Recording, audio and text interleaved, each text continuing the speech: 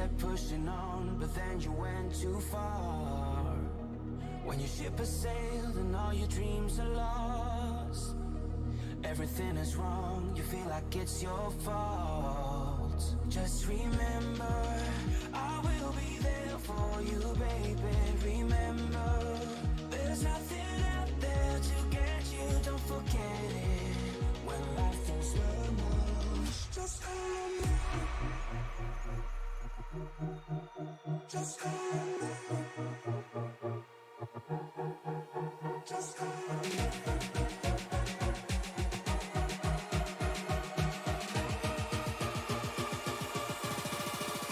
Just call me.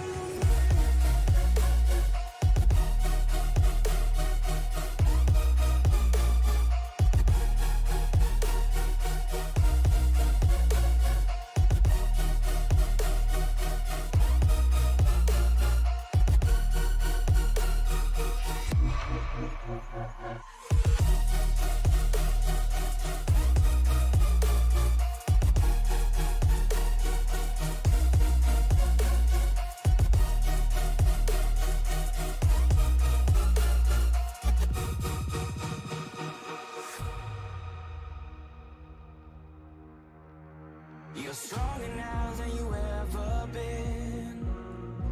You gotta leave now, it's time to catch the wind. You will climb up high and look through the clouds, and when you're feeling low, I know you'll bounce back. Oh, and just remember, I will be there for you, baby. Remember, there's nothing out there to get you, don't forget it. When life throws lemons, just call me. Just call me. Just call me.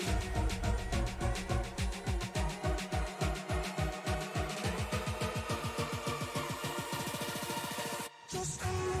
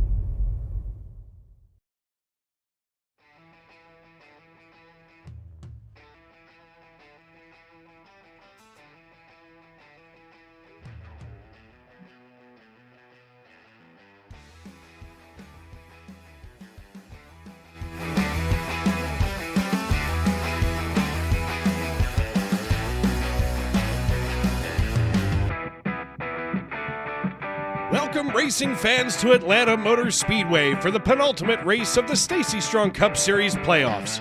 The stakes are higher than ever as these drivers fight for a spot in the round of 8.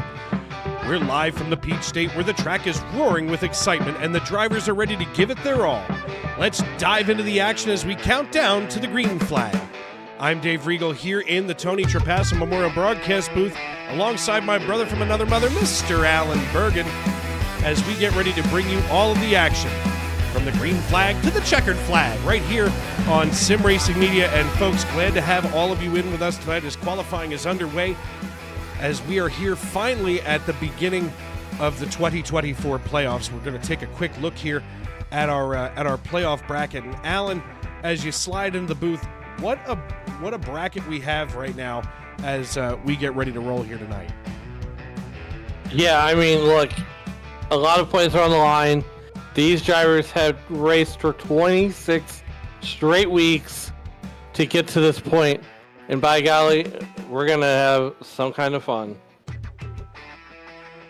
As we as we take a look at the playoff bracket that's going to include this round of 16. Round of 16 is going to involve Atlanta Motor Speedway, Watkins Glen, and of course, it's Bristol, baby, coming up for the eliminator race. Sean Rogers, Paul Hill, Bobby Anderson, Chris Davis, Neil Pearson, Matty Long, Tanner Marty, Eric Papineau, Michael Witt, Chad Sanner, Chris Claude, John Wilco, Ron Fitting, Tane Hodison, Kavaja Holt, and Keith Long. Those are your top 16 that are coming into tonight now with those playoff points on the line. And I'll tell you what, I mean, you know, you and I have watched a lot of these races together this season, Alan, and as you are filling in for the great Matt Mettler, have we found out where Mettler is? He's MIA. Well, then we'll consider him on assignment or drunk in a gutter. That's pretty much where I'm assuming he will be. But Sean Rogers out of Kalamazoo, Michigan, right now, I don't see him. There he is. He qualified P24. As we take a look here at Matt Long, and of course Matt is out of Atlanta, Georgia, and he just came off the racetrack here. But I can tell you this much.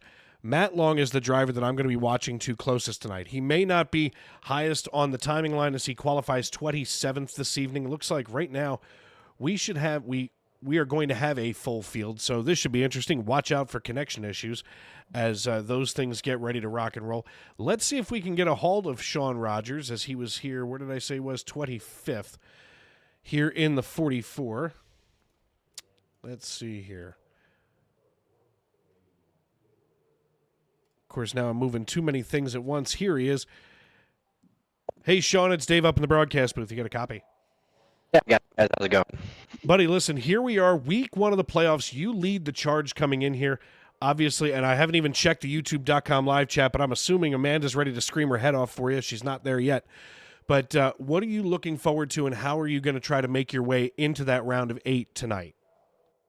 It's just going to be kind of the same strategy I've had all season. Just stay consistent, and the finishes just kind of come with that. Especially a track like here, you could very easily find yourself in a mess. So just try to keep it clean and get her to the end and see where that brings us. Yeah, I mean, keeping it clean tonight is going to be pretty rough. I know I watched a couple of races in the public, forums earlier today while I was preparing for tonight's race, and one of the things that really surprised me was the amount of cautions. Are you having trouble here, as far as conditions are, or is that just something that maybe it's driver skill running out? No, this track is a lot different than Daytona and Talladega. Your car's handling really does matter, and the rear end does like to kick out. And if you get a bad bump, when you're already loose, that can definitely spell issues. So this is much more complicated than a Daytona or Talladega, just with how tight the corners are. And tire wear actually is a thing. So, and you also watch public lobbies, so those are going to be a mess anyways. Well, yeah, I mean, look, that's the only thing I can do. It's not like you guys have a practice race that I'm paying attention to, that's for sure. But, all things considered, good luck, my friend, tonight. I can't wait to see what you do there in the 44. I know you and I didn't get a chance to draft because yours truly was that awful at Daytona. But, still a good run over there, and I didn't get a chance to say, tip my cap to you for that run. Yeah, no, I think I saw you once, but my car, by that point, I had already been wrecked, and I actually just ended up pulling it over because I was not about to run around for another hour and a half at 3/4 pace. So no, you know what? And I've said this before so many times. Back when I was on the track, every day or at least every few days, there were times where I would have rather been wrecked out, 15 laps in instead of with 15 to go, especially after such a long race. Absolutely, and that's what that's very possible happening here. I'm hoping everybody can kind of keep their head on straight and realize that this is a 500-mile race. But once you get to the end, there's always the chance you can find yourself wrecked. Absolutely. All right, my friend. Well, listen, good luck tonight, and I'm sure Amanda's going to be in the live chat cheering for you. Yep, she will. I just told her to come on because she heard me start to take the interview, so she'll be here in a second. All right, buddy. Good luck. Yep, see ya. Well, Alan, there's our points leader coming in. I mean, from a driver's standpoint, as we pull up that beautiful bean footage of the race info, what are you thinking, or what goes through a driver's mind while they're strapping in tonight and thinking about, getting that transfer spot? You got to race hard, and you gotta be aggressive and race hard. Don't essentially just don't be one of those guys that you're gonna put yourself in a bad spot. Don't do that. But I mean, we're here racing hard. And hard racing is what the Stacy Strong Cup Series is all about. We want to thank everybody for tuning in tonight, welcoming us into your homes, onto your phones, wherever you may be and however you may be listening. If you haven't done so already, or if you're new to us tonight, first off, if you're new, a tip of the cap, welcome in, and make sure that you subscribe and turn on those bell notifications so that you can be notified every time we go live here on Sim Racing Media. Of course, if you want to, you can hang out with me on a Sunday, Monday, and Tuesday. Of course, this Tuesday, yours truly will be off for a change. As well, quite frankly, there's no race for the Cup Series or for the Truck Series, and I'm fine with that. So a little night off later on Tuesday for this week. But looking here to the right-hand side of your screen, we're here on tomorrow night at 8:20 p.m.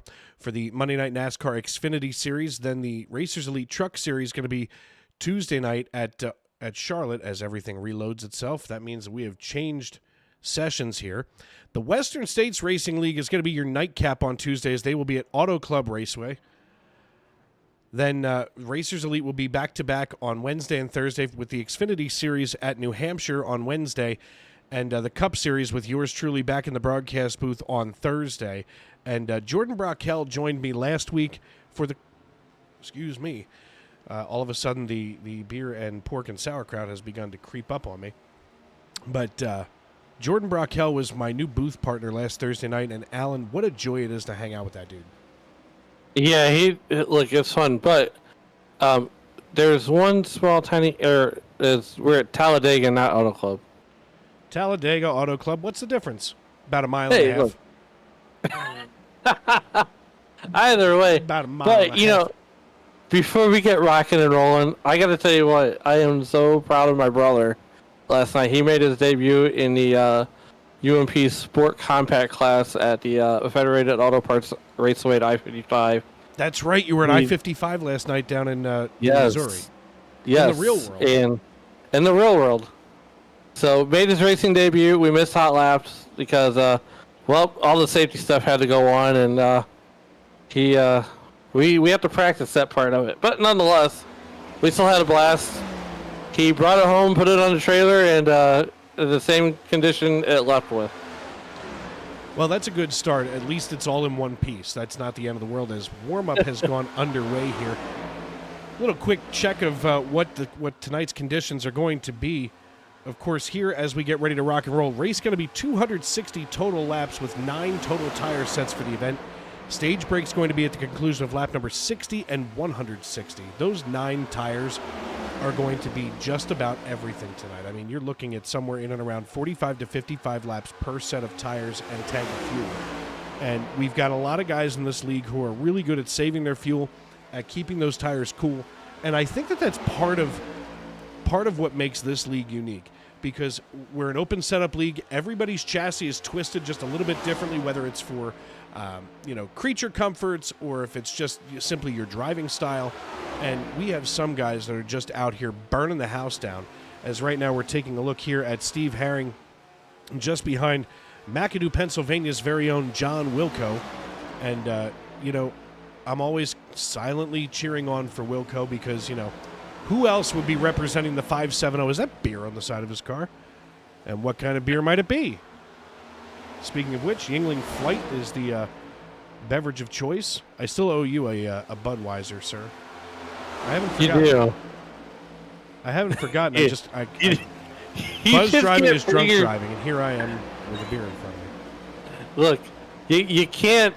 I think when you go to the old liquor store, you're there. As you see the Yingling Flight staring at you, and then you're like, oh crap.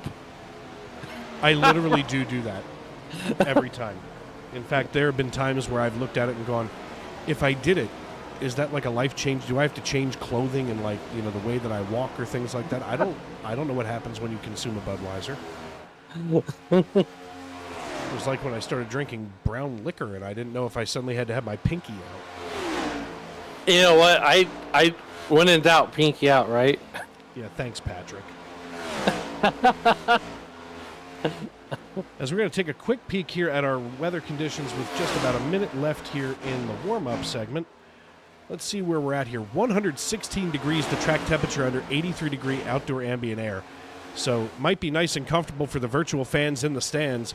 But 116 is where we're going to see a lot of loose race cars. We might see guys try to set these cars up a little tight to start, because as those cars loosen up on the long run, it's going to make a heck of a lot different different styles of driving.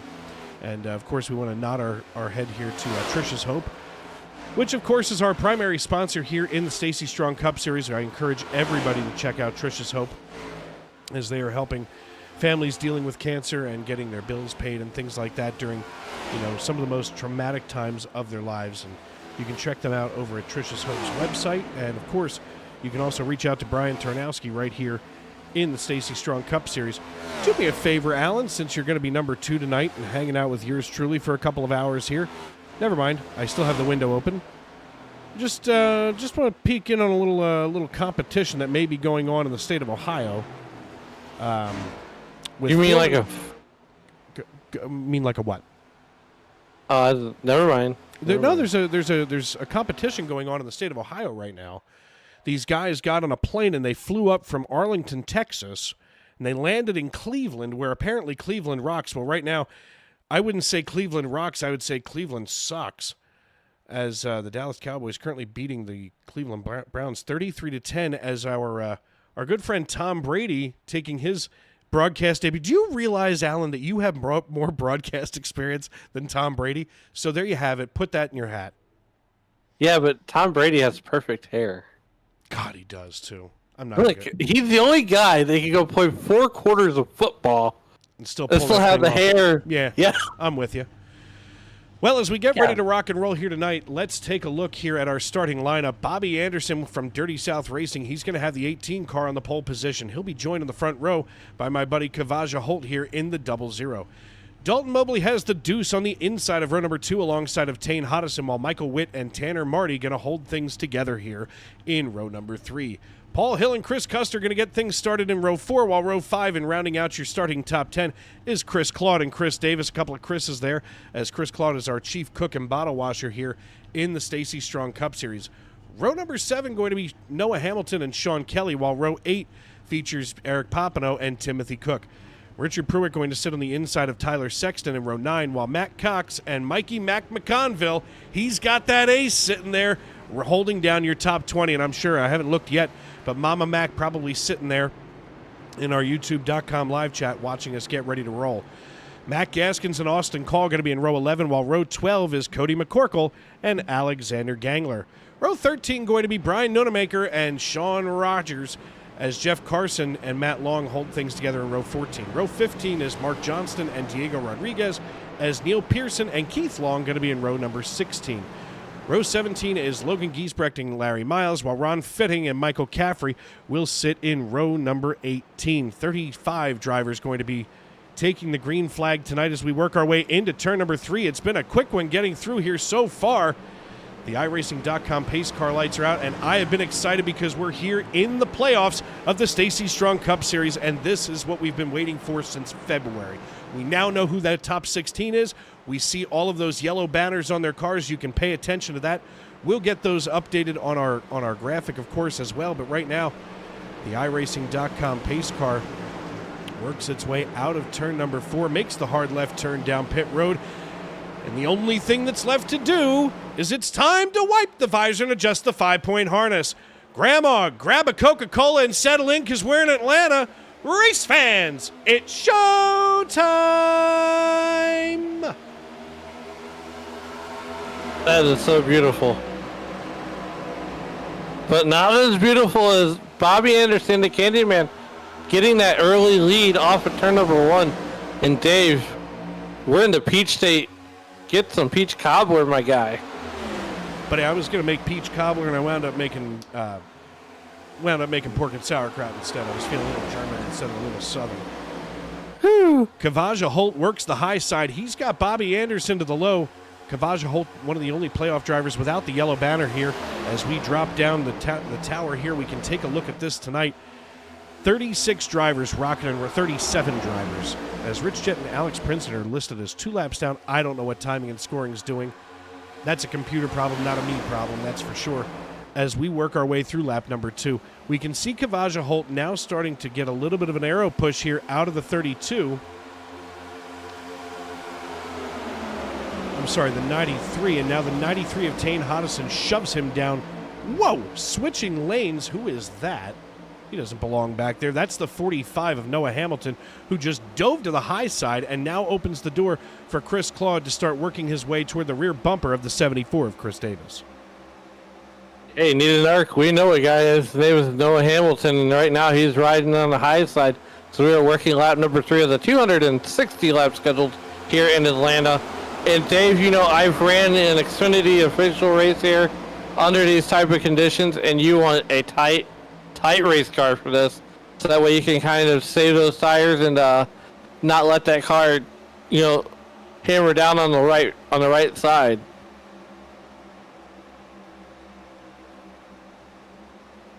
We're still watching Noah Hamilton there in that number 45 car.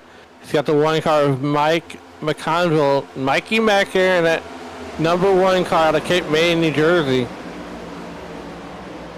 On the outside right behind him, but right now it's been all Dalton Mobley all day long. Here is the Candyman Bobby Anderson trying to make that move as Noah Hamilton backs up the outside line, coming down the back straightaway. I don't know what Noah Hamilton thought he was doing there, but it wasn't productive. That is not called moving forward by any stretch of the term.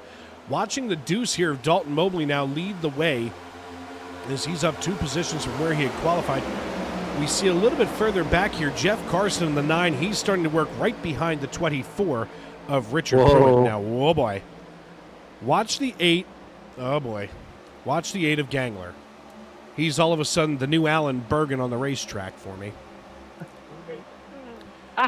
Makes me want to spit nails when he does things like that, as now it looks like he's got himself pretty much leveled out, as Larry Miles, one of our neighbors from the north, he rides the high side here in the number 57. He's out of BC up there in Canada. I wonder if he looks like Terrence or Philip. Probably Terrence. He doesn't have a picture here in his driver information, so I'm curious if he looks like Terrence or Philip. Going back to Alexander Gangler for 1 minute, though. You only yell at us because you only yell at me and Gangler because you care. You know, and here's the thing, and you know as well as I do that the 8 car is near and dear to my heart. I was the last driver to drive the 8 car before handing over the reins to Gangler, and I might have made some dumb decisions on the racetrack before, but more frustrating than a Keebler elf getting demoted to Fudge Packer, I'll tell you that.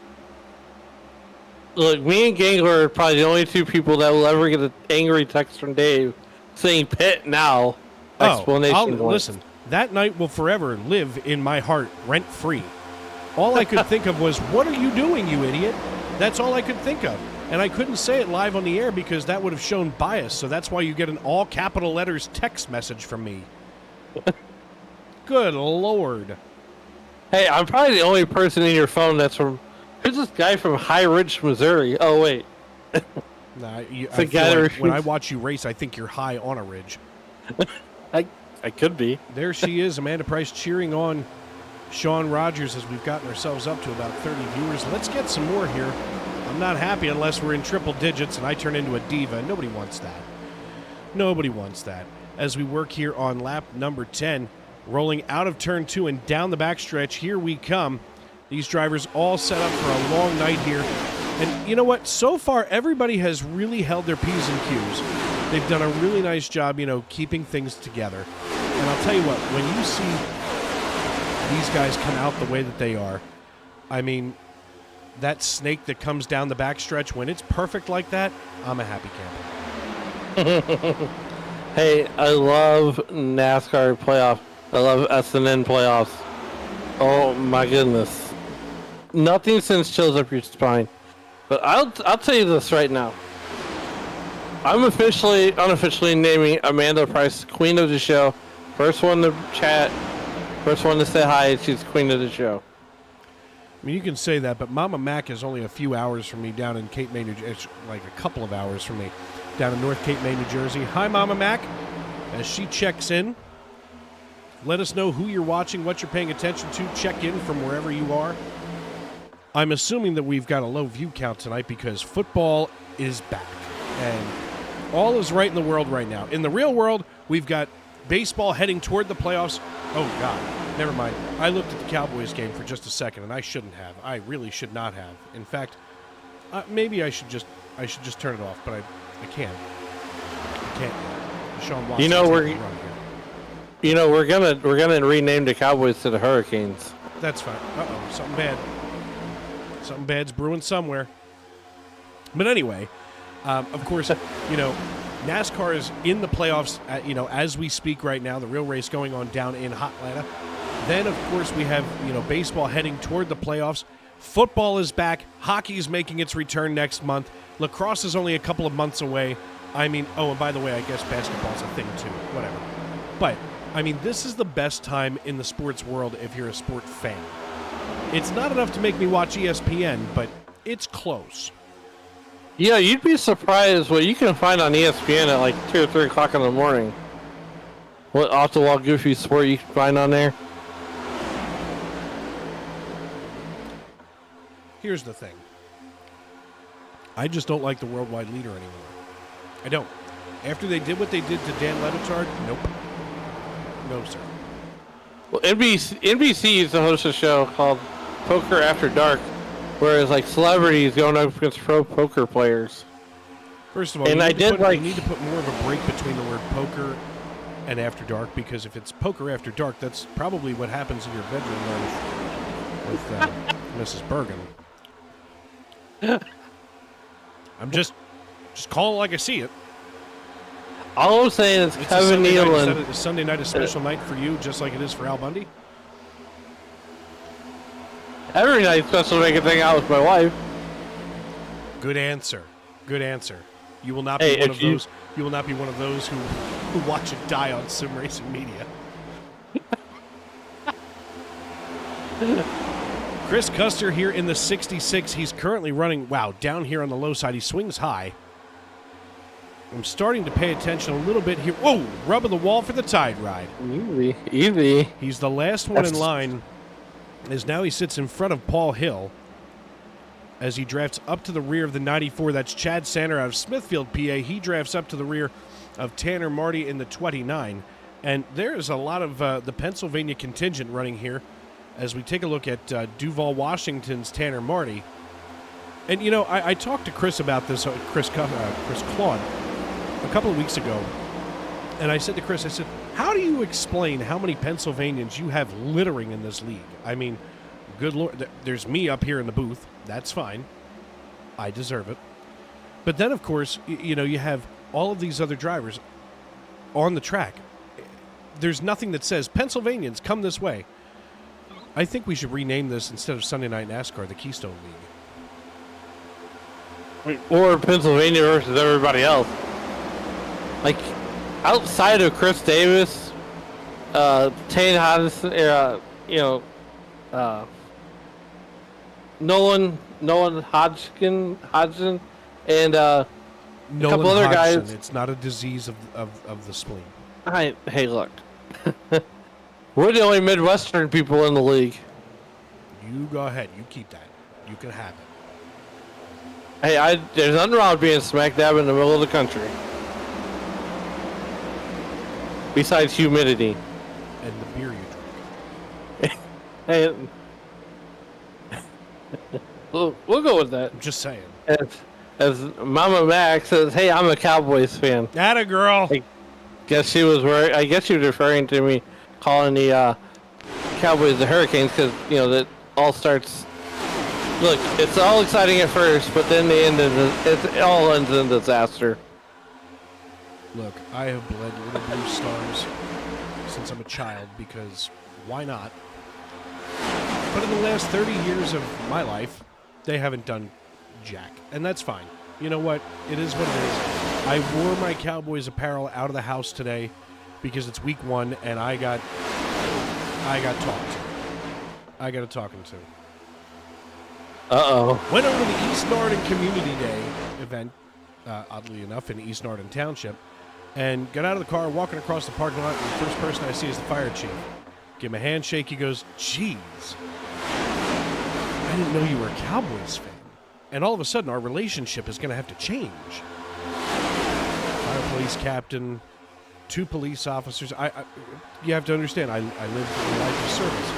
But I had a lot of people basically changing their opinion of me. And as Chubby runs across the field here, there is Mike McCarthy getting win number 1 of the 2024 campaign.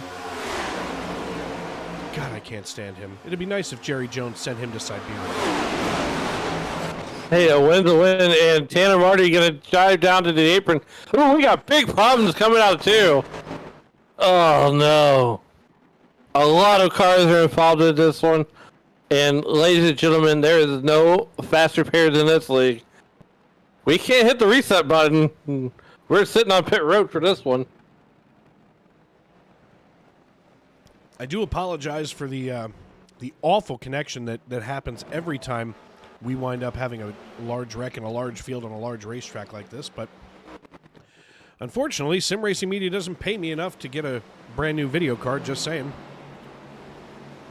If John's listening, I'll be more than willing to take a raise. Too soon? As Dogs Are Great says, let's go Chris Custer here in the 66. We got to wait for things to calm down here. I think that's backwards. Dogs Are Great. Looking, hearing on Chris Custer. I'm reading as fast as I can. I got 3 screens I'm reading off of. Give me a break. You're lucky I can read anything at all. Look forward. It's all in the look. I think you're pulling off some Chris Angel type things going on right now. Well, right now, I'm watching them all twinkle like they're sequins down here on the racetrack. I can tell you that much. But, folks, I want to thank everybody for tuning in tonight. We're going to step aside and pay some bills here on Sim Racing Media. I'm Dave Regal. He's Alan Bergen, and this is Sunday Night NASCAR.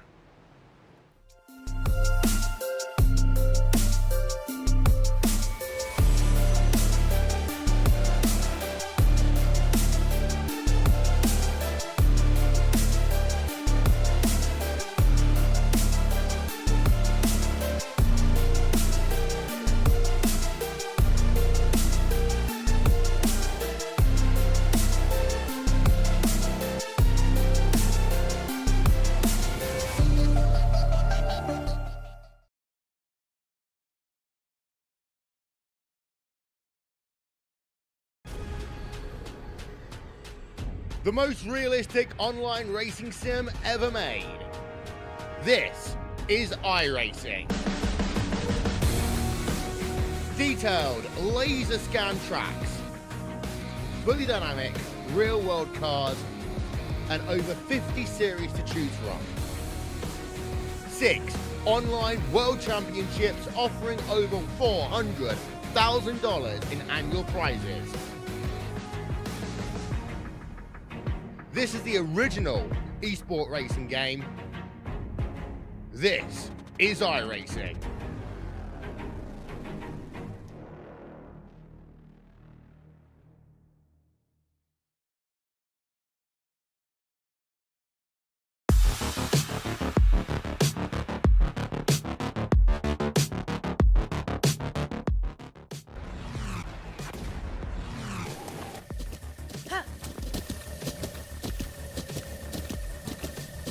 With the Butt Kicker Gamer 2, what you see and what you hear is what you feel.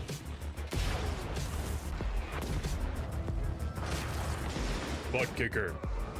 The future is feeling.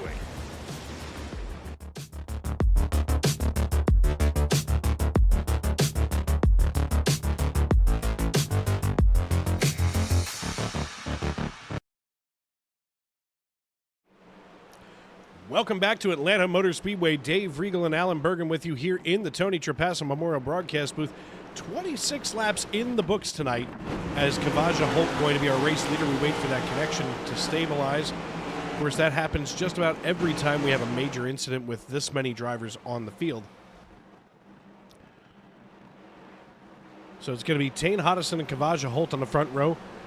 Chris Custer, Chad Sanner, Michael Witt, Paul Hill, Chris Davis, Noah Hamilton, Sean Rogers, and Bobby Anderson, your top 10. I am going to have a complete conniption if this does not calm down anytime soon.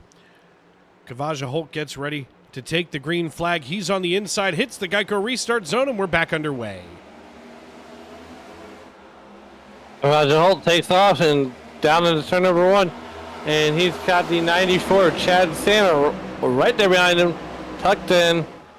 But don't look now, kids. Here comes that. Here's the thing, Dave. This is the second. I would have called it 800 miles. The last time I did a marathon was back in February when I did 1,000 miles. So the Racers Elite Series put on their version of the 400 miler, and we were under the lights. That outside line was the dominant under the lights. But we got big trouble. Noah Hamilton definitely needed to know a guy that time. Bobby Anderson was loose first. And Bobby Anderson was loose up into the wall. And now all kind of hell just seems to have broken loose here on the front stretch. Let's take a look here on lap number 28. The 40 goes sideways. Here comes the 45 of Noah Hamilton. The 01 pops in and out.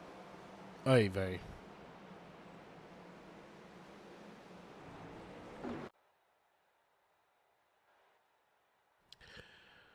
Looks like most of the field is blinked out at the moment. There they are, as they all have to catch up with the iRacing.com pace car, which right now, drivers, if you're paying attention, we're in the middle of 1 and 2? No, 3 and 4. Good Lord. Get down there.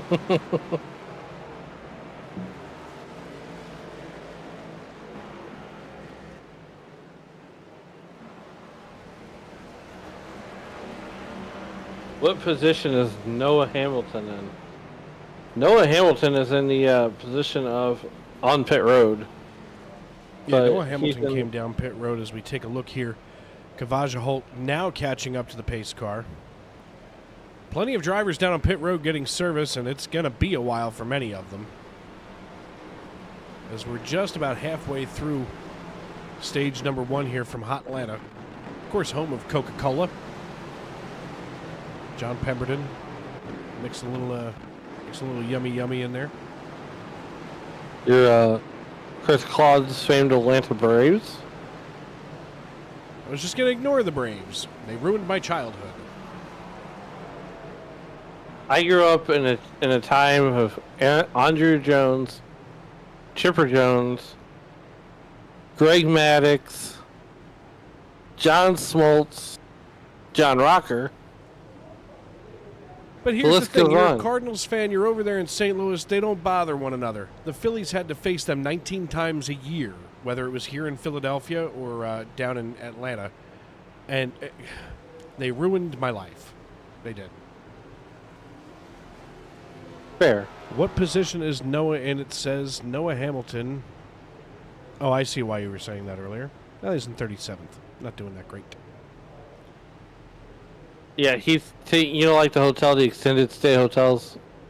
He's taking an extended stay on pit road after that accident that he was just involved in. Now, I know that we talked a little bit of football earlier, but you know what comes tomorrow night, right? Ooh. It's Monday Night Football on ESPN, and it's the only reason why I'll watch the Worldwide Leader, because they hired the pride of Henrietta, Oklahoma, the most handsome man in all of sports, Troy Kenneth Aikman. And they got St. Louis's own Joe Buck. Joe Buck. I do love me some Joe Buck and Troy. I've been waiting all summer. I'm just saying, I know half of you people are going to go, oh, I hate Joe Buck. That's fine. Joe Buck doesn't really have the time of day for you.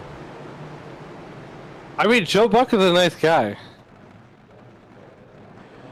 After last Sunday night, I just want to say that I did get a nice email note from Tony Trapasso's mother, as our fallen comrade had passed away a year ago, earlier this week, and Mama Trapasso sent me an email, and it was nothing but kind words to say about what we do here at Sim Racing Media and everything that we do to continue to tip our cap here to Tony. And I know that, well, I'll be having a drink for him in Miami, that's for sure. Yeah, and just wanted to let you know that Mrs. Bergen gives you well wishes and the whole Trapasso family. And I have never cried that much on a microphone. I mean, not keep it together this week. The first one's always the toughest, and if you're certain. And here's the thing, as we get lined up here behind the iRacing.com pace cars, the lights are out. But quickly, there's no wrong or right way to dealing with this type of stuff. No, you're not wrong. If I never tell you you're right for anything else, Alan, you're definitely not wrong about that. As Kavaja Holt brings us into the Geico restart zone, he drops the hammer, Barney waves the flag, and we're off. And, of course, it's got a flash like a son of a gun. It's like a strobe light in a rave, and nobody invited me.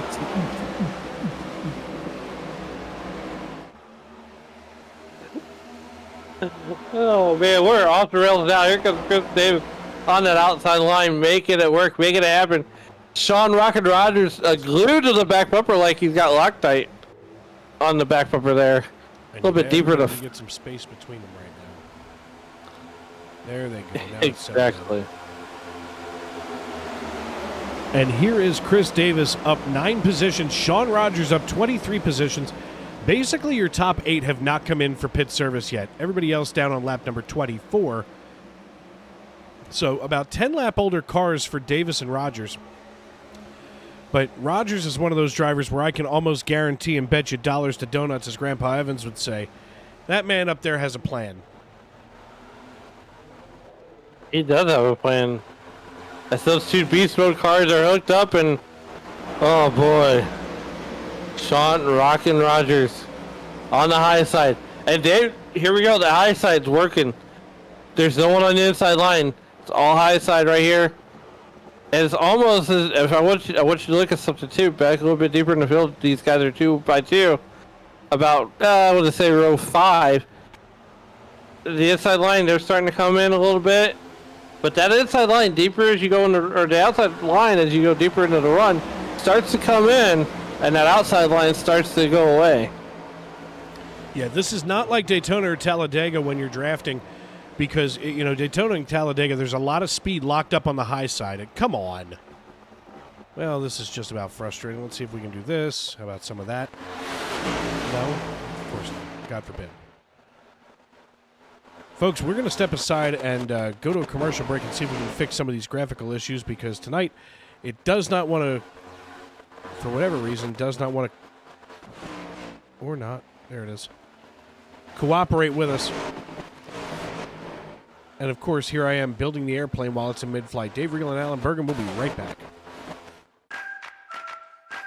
Preen Garden Weed Preventer and Preen Garden Weed Preventer Plus Plant Food block weeds before they start and are safe for use around over 400 flowers, vegetables, trees, and shrubs. Best of all, they give you 3 months of freedom from weeding in just 4 easy steps. You can apply Preen anytime before or during the growing season. But since it's a weed preventer, not a weed killer, early spring is best. Here's how. Start by removing existing weeds and their roots in the area where you want to apply Preen. Sprinkle granules directly onto dry soil, mulch, or stone so that they're evenly spaced. Within 24 hours of applying, integrate the granules into the top layer of soil or mulch or stone-covered bed. Finally, water with a hose or sprinkler or a well-timed soaking rain to activate the protective weed barrier. When activated, Preen creates an invisible weed-fighting barrier just below the soil surface that targets and prevents weed seeds from sprouting and forming roots. People and pets may enter the treated area once dusts have settled and the area is thoroughly dry from watering or first rain. That's it. Now you'll have a beautiful weed-free space and 3 months to do anything but weeding. Satisfaction guaranteed. Trusted for over 50 years, Preen is America's #1 weed preventer brand with weed preventers for every type of garden.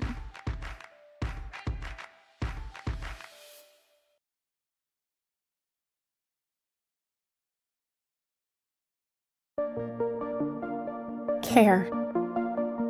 It has motivated us from day one. It's in the meals we make, the hugs we give, and the miles we've traveled. We care for families so they can care for theirs. From our staff and volunteers who provide it every day, to our donors and partners who make it all possible, to the families who've made lifelong connections. Together, we've created a global community of care.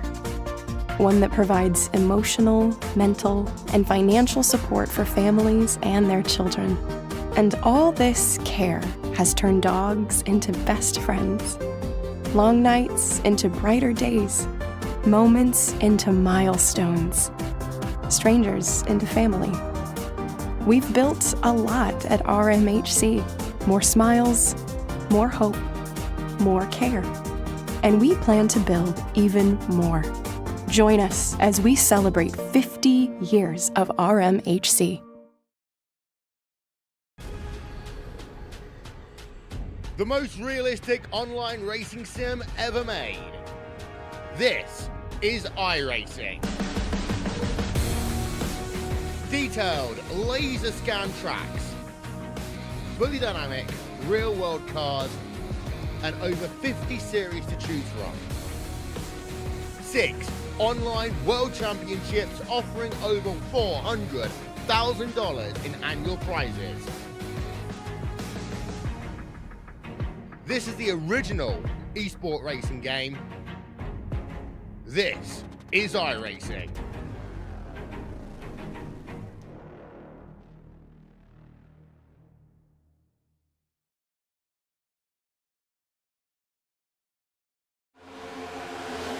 Welcome back to Atlanta Motor Speedway. 44 laps in the books here as we finally, I think we've gotten some of these graphical issues fixed here. Let's see what happens and keep our fingers crossed as Chris Davis is our race leader as they haul it down the backstretch. It's Davis, Rogers, Long, Hodison, Kavaja Holt, Dalton Mobley, Chris Custer, Eric Papineau, and Tanner Marty with Chad Center anchoring your top 10. Dave Regal and Alan Bergen with you here in the Tony Trapasso Memorial Broadcast booth as we rock and roll tonight here in Atlanta, the home of Coca-Cola, and of course, as Alan mentioned, the Atlanta Braves. Thanks so much for that one. You're so welcome. Alan Bergen, of course, filling in for the great Matt Mettler, who is MIA tonight. We have no idea where he disappeared to. Hopefully, Florida didn't get wiped off the map. As we're live here in the Tony Trapasso Memorial Broadcast booth, just outside the city of Philadelphia, Pennsylvania, the city of brotherly love. And right now, not a whole lot of brotherly love here on the racetrack as we work here on lap number 46. Now, we widen things out to the blimp cam, and we look down. Oh, boy. This could be interesting here as we watch the 27. That's Mr. 305. Oh, contact between the 18, the 29, and the 27. Oh, he saves it. He saves it. He saves it. He saves it. Chad Sanner with the save. Let's see what happened here. As it looks like Sanner got a, it looks like, I'm sorry, Marty. Oy vey. That car was almost around. Well, unfortunately, you know, some of the skill that these drivers exhibit here in the Sunday Night NASCAR Cup Series is second to none as we work here on lap number 47. I mean, you know, when you watch somebody get upended like that and realistically just kind of shoved down onto the apron, you can get yourself in a lot of trouble with that. All I'm saying is Tanner Marty has more saves than our Cardinals closer right now.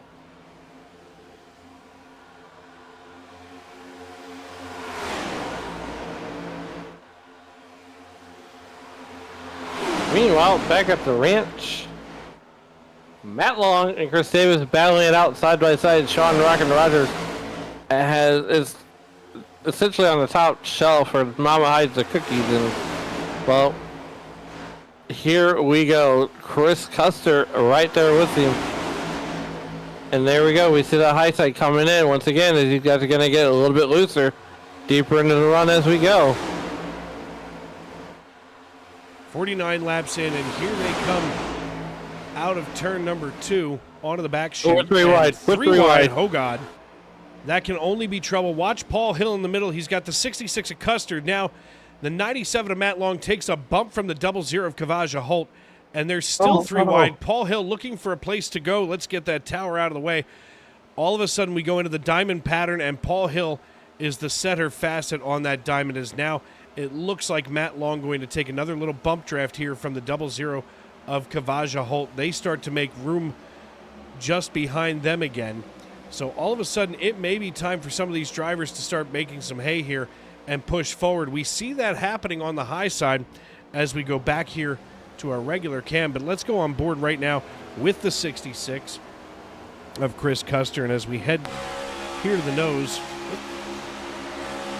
We can see him drafting just behind the Beast Mode 44 of Sean Rockin' Rogers. And right now, Rogers is all over the rear bumper of Chris Davis in the 74. But don't look now. Here comes the number 6 Dent Slayer Ford Mustang of Paul Hill. He looks to the inside. He doesn't throw it too high, as now we work lap number 51. We're 10 to go here in stage number 1. 10 to go. This is where we get cranked up on the north side of crazy. Chris Custer going to go high. Right now, Chris Davis and Sean Rogers sitting high, wide, and handsome, running 1-2. And now they got a lap car to deal with. They're going to wind up collecting the 2 lap cars once they get up there. But for the time being, Chris Custer, he's going to have to lead this high line to try to draft his way back up to Sean Rogers, because right now Rogers and Davis are running away with this, at least for the time being. And something tells me this is going to be a long time coming as the lap car gets out of the way. Here on 53, we cross the start-finish line coming through the quad oval, and I don't know if you caught this the other night when I was working the Racers Elite Cup Series on Thursday night, but for some reason we were at Charlotte and I kept calling it Atlanta. I think you had a Michael Waltrip moment. Yeah, like back in the day with that Napa commercial. I think I'm at the wrong track. Watch the 80 of Mark Johnson. He's suddenly the meat in the middle of a 3-wide sandwich, and he gets loose here and shoves Paul Hill down onto the apron. He's got to get himself in line before bad things happen. All of a sudden, the 80 of Mark Johnston really causing some havoc here. He puts Alexander Gangler in the middle of another sandwich, and now they get it straightened out, and there's Paul Hill on the low side, checked up just in front of the 94 of Chad Sanner as we haul it down here into turn number 3. I want to thank everybody for tuning in tonight here on YouTube.com as Dave Regal and Alan Bergen are with you. As Mama Max says that the picture is so much clearer, I'm glad that I could get that fixed for everybody. Good Lord. There is nothing more frustrating than graphic problems, especially when it's week 1 of the playoffs. Oh, goodness. And in a couple of weeks, the Sim Racing Media family will be taking the week off, as from October 22nd through the 29th, we'll be off. We'll be back on the air with Sunday Night NASCAR Truck Series action on October 29th. But October's a big month for us here at Sim Racing Media, our annual trip to the Sunshine State, the land of Ron DeSantis and psychosis. Heaven's waiting room. It sure is. Manischewitz runs very deep.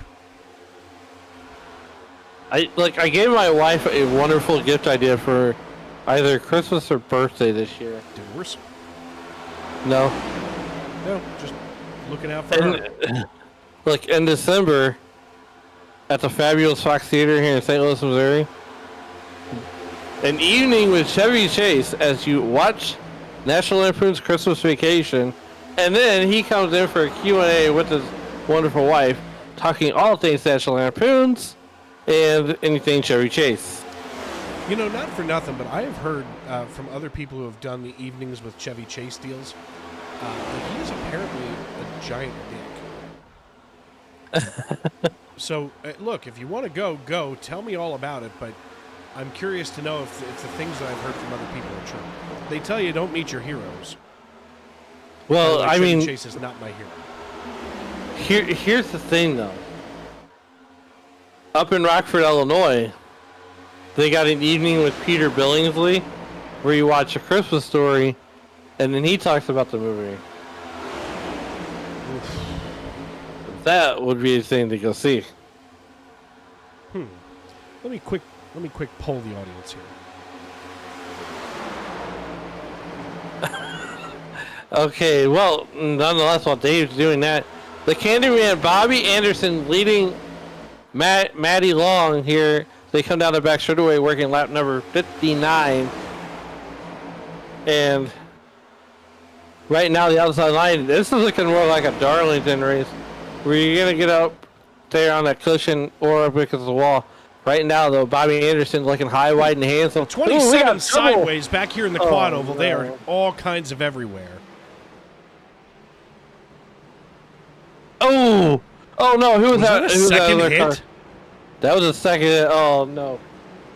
Anybody know a good chiropractor? Because Let's 27 watch car's the gonna need one. 27 of Randall Watkins. It looks like the 80 and the 6 nearly make contact. The 66 and the 27 make it.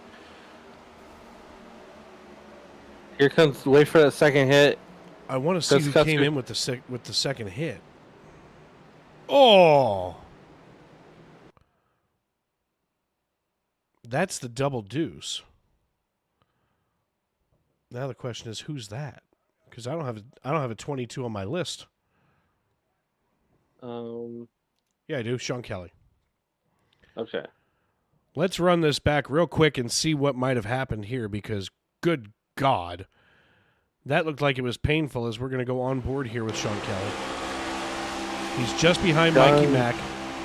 Mikey Mack, does he get through? Mikey Mack gets through. Wow. Oh, I mean, he's on the brakes. Definitely on the binders.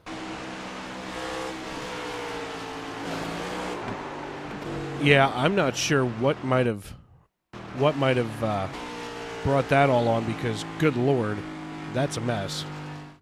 Well, I know if I'm rocking, if I'm Randall Watkins, there's a few 5-letter adjectives that I'm spewing out. Well, here we are at the end of stage number 1, and unfortunately I missed who won stage 1, so we're not going to be able to speak with them tonight. But that should be the end of stage 1. Let's take a look here. Yep, I said it. 160 and 60. So we're going to have just fewer than 100 laps to go here in stage number 2. That is a rough restart coming, that's for sure. As Showtime Sean Kelly, who just had a massive hit with Randall Watkins. How was that car not damaged?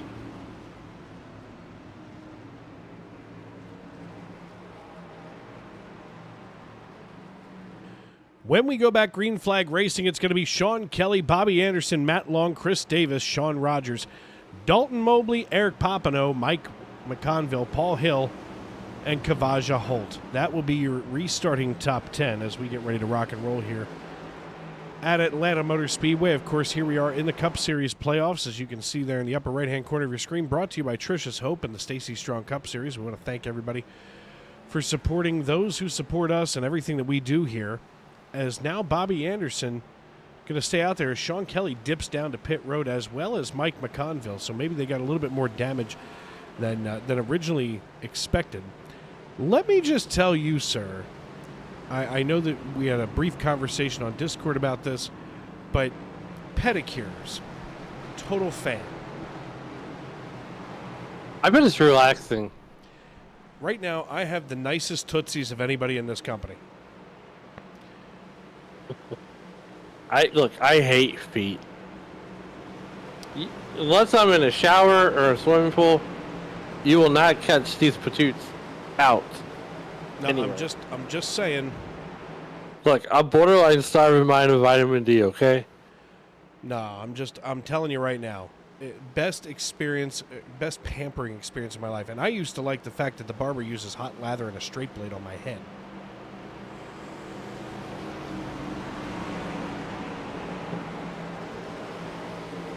But all of a sudden, they give you a hot towel on your legs. I'm just saying, like, pedicures aren't just for women; they're for men too. I'm team pedicure all day long.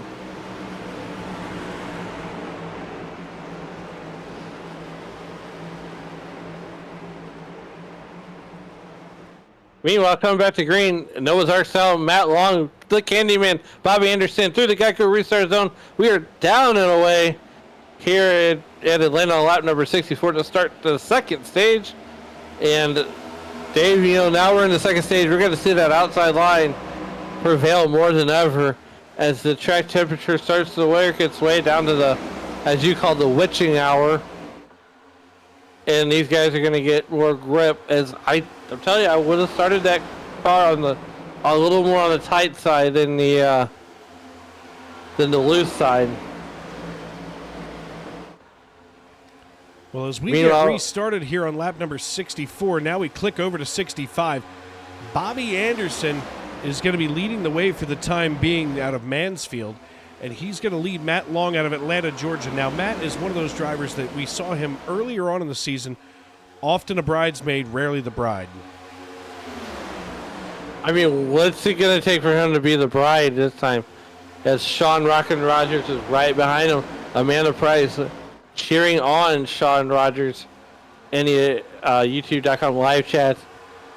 Nonetheless, let's get those bells ringing, those subscribes, get those going, and make sure you hit the like button. And by all means, share it out to your friends. We got racing literally 6 to 7 nights a week here on Sim Racing Media. And if you love to hear, you can hear Dave's voice 4 nights a week. Maybe sometimes man 5. in Sim Racing Media. I mean, not as busy as me, but That's fine. You can have it. By the way, after polling the audience, Christmas Vacation's going to get the win because it's, quite frankly, the 24 hours of A Christmas Story is a little excessive. Now, my stepdad loved A Christmas Story, and that's where I got that affinity, if you will. But Christmas Vacation, to me, the happiest time since Bing Crosby tap danced with Danny F&K. First of all, first time I ever heard that, you have to understand where that reference comes from, and all of a sudden, that's when your sides are going to split open. Second of all, more importantly, A Christmas Story is good once-ish. Now, because it's on for 24 hours, you can catch little snippets, but, you know, all things considered, Christmas Vacation, probably the better of the two choices. However, here is your trivia question of the night, Adam, if you like A Christmas Story. At the end of the movie, where does the guy in the Chinese restaurant put the duck's head after he cuts it off? oh man, gosh, I know it too. Oh my goodness. Oh, I know the duck was smiling at him, chops it off. I think he leaves it on the plate. Nope. Try again. Jeez. Come on, I gotta think about this. Gosh, I know this. I've seen it. Look, and to my credit, Dave, I have done the math. So between TBS and TNT is really 48 hours. Oh God. Killing me. Well, long story short, when the Chinese guy cuts off the duck's head, it goes into his pocket. That's right. I seen Go that ahead too. and check that out. That always kind of got me paying attention. But you know, I guess probably because I had more of an '80s experience, and you know, growing up, I can identify more with A Christmas Story. I didn't grow up in the '40s. But checking in from all over the country now, as we've got another here from Northeast Philly. Then Amanda Price cheering on Sean Rogers. Mama Mac is here. I'm sorry, but the best part of A Christmas Story is the Bumpus's dogs. Bumpus's!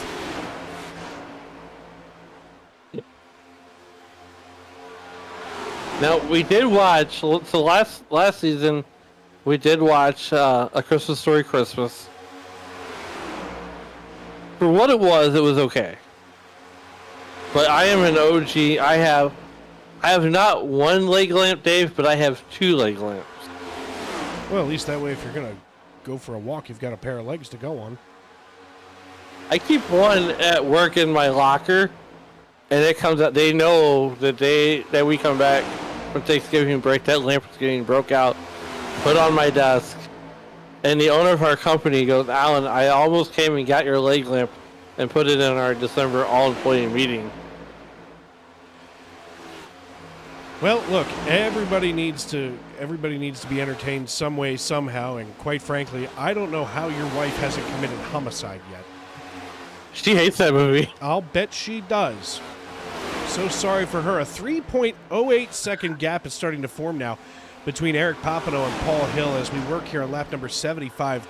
as we start to click off some of these laps nice and calm now, which, you know, all things considered, that can be a little bit hairy, as then there's 4.8 seconds between Keith Long and Ken Ron. So 3 distinct groups here on the racetrack. Right now, you know, you see Ken Ron here on the high side of this third group, and you know that most of the conversation between these drivers on race radio right now is stay in a straight line, we'll try to get up there. But, you know, unfortunately, I think with this kind of gap, especially when you've got roughly a total of 8 seconds between yourself and the 5th place car, you might as well just hang on and wait to regroup after the next caution, or at the end of the stage, which, by the way, does have a caution in it. I want to thank everybody for tuning in tonight. Make sure to turn on those bell notifications and subscribe to Sim Racing Media. We want to thank everybody for getting us over the 4K button a couple of months ago. Of course, that led to me getting back in the cockpit a couple of weeks ago for the Coke 0400 right here on Sunday Night NASCAR. And, of course, as we had mentioned earlier, we've got basically a pretty full week of racing here on Sim Racing Media. You can check out just about anything all the way through Saturday. I only had enough room here to do 5 of them, but tomorrow we'll be at Atlanta once again with the Monday Night NASCAR Xfinity Series. We'll be followed then, of course, on Tuesday night by the Racers Elite Truck Series. They'll be at Charlotte. Then the Western States Racing League. They'll be at Auto Club on Tuesday at 10:20 p.m. Then the Racers Elite Xfinity and Cup Series will be at New Hampshire and Auto Club on Wednesday and Thursday, each at 7:30 Eastern Time. All of our times are Eastern. I'm sorry for those of you that don't live on the East Coast, but the world, apparently, at least the entertainment world, revolves around us here on the East Coast. I've always thought that was interesting. Pretty pretentious. I've always wanted to be, though, in California or Nevada or something to that effect during football season. I want to know what Monday Night Football is like while the sun is still out. I mean, look, Monday Night Football starts at what, 8 Eastern, 7 Central? 8:15 on Monday night. Join the great one, Troy Aikman, the Hall of Famer, if you will, 3-time Super Bowl champion from Henrietta, Oklahoma, alongside broadcast Hall of Famer Joe Buck. So look, us here in the Central Time Zone, we're the bridesmaids to you Eastern Time Zone guys, as we're second in line when you see 8-7 Central. All I'm saying is a simple math problem. So, I mean, if we're going to let you guys on the East Coast have anything, it'll be that. Kavaja Holt here running in line behind Tane Hodison and Tyler Hunter as group number 2 here tries to get themselves caught back up, but now that group in the front here has extended their lead to about 5.5 seconds over top of the second. And here we are under caution. That's what those guys in the second and third packs wanted to see. They wanted to see that gap tighten up, and now they can force it here under caution as everybody's, whoa, gonna have to get caught up to the pace car. As I'm gonna quick take a peek here. Oop, speaking of Troy Aikman, his bobblehead was in the way and I couldn't see the report coming through for this wreck. Did he say yes? He actually, well, let's see. If I tickle his chin, he says no. Looks like Larry Miles may have been at the center of this one. Let's take a look. And I don't see Larry Miles. And Alex Princeton disappeared. And there's Matt Mackin. And pretty much, there we go. Let's see what happens here with Mackin. And that's why. Everybody disappeared all at once. iRacing doesn't want us to see the carnage. That's fine.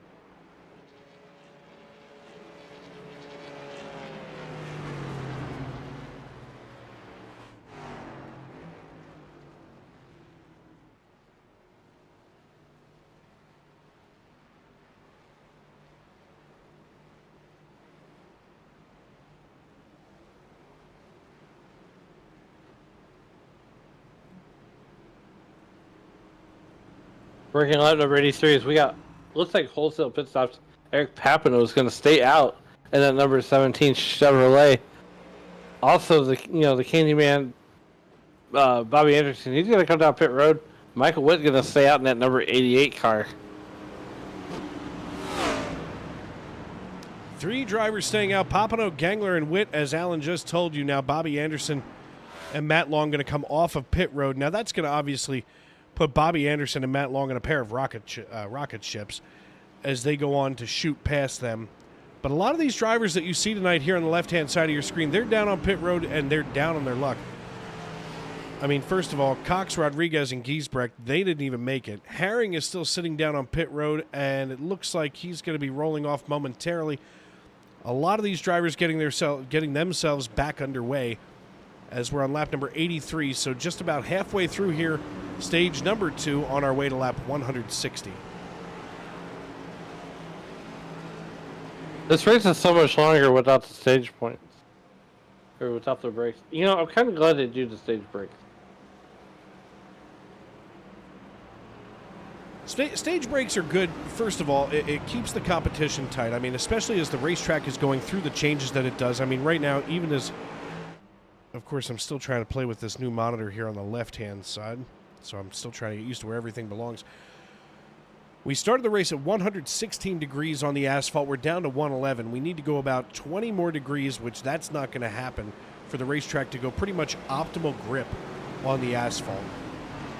It's still 83 degrees in the stands, but clouds are starting to move in over top of the virtual racetrack as Eric Papineau prepares himself to get ready to go back racing. The iRacing.com pace car just turned its lights back on. So obviously they have some shuffling around to do. Could you imagine? Okay, so I want to peel back the curtain just a little bit. So here in the dirt world, first of all, so last night we left the racetrack, and I got halfway home, and I said, "Oh crap! My brother forgot the transponder." So the transponder, and these cars have them too. There's a scoring loop underneath the racetrack that's buried underneath the racetrack, and in the asphalt world, it's underneath the asphalt. That's what tells the tower what car is in what position and what their lap time is. So, in the dirt world, you don't have mirrors, but you do have a one-way race communication system, which associates basically the tower tells you what to do, you follow what to do. So, we're putting on my brother's helmet, and the earpieces kept falling out. And I tell you what, that was the most frustrating thing in getting that Hans device on also.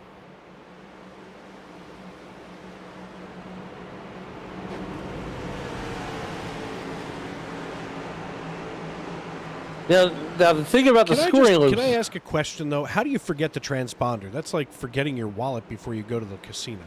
Okay, so on a dirt car, the transponder is underneath the car. It's mounted underneath. It's underneath the car under a magnet. So at the end of the night, you turn it in, you get your paycheck at the pay window. Now, if you're doing multiple nights, then you just hang on to it until you're done. You know, if you're doing a 3-day show, or you're doing like a tour, you basically rent it from the track. First night jitters, he's ready to get the hell out of there, and off we go. Luckily, where the race car lives, not too far away from the racetrack.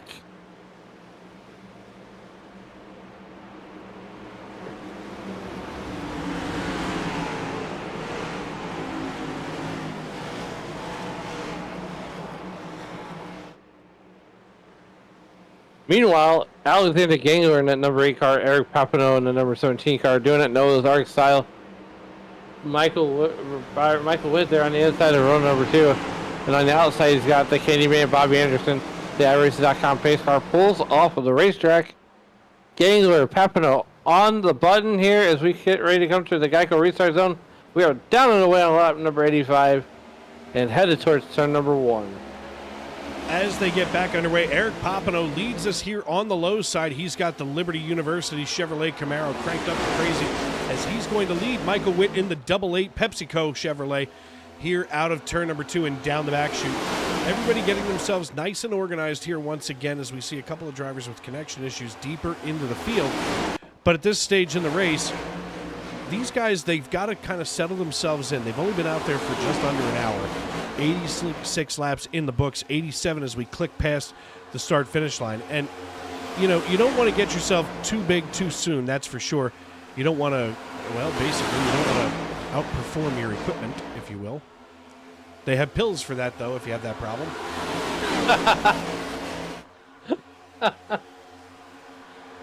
Goodness gracious. Here as we watch, here it comes. Watch the 74 of Chris Davis.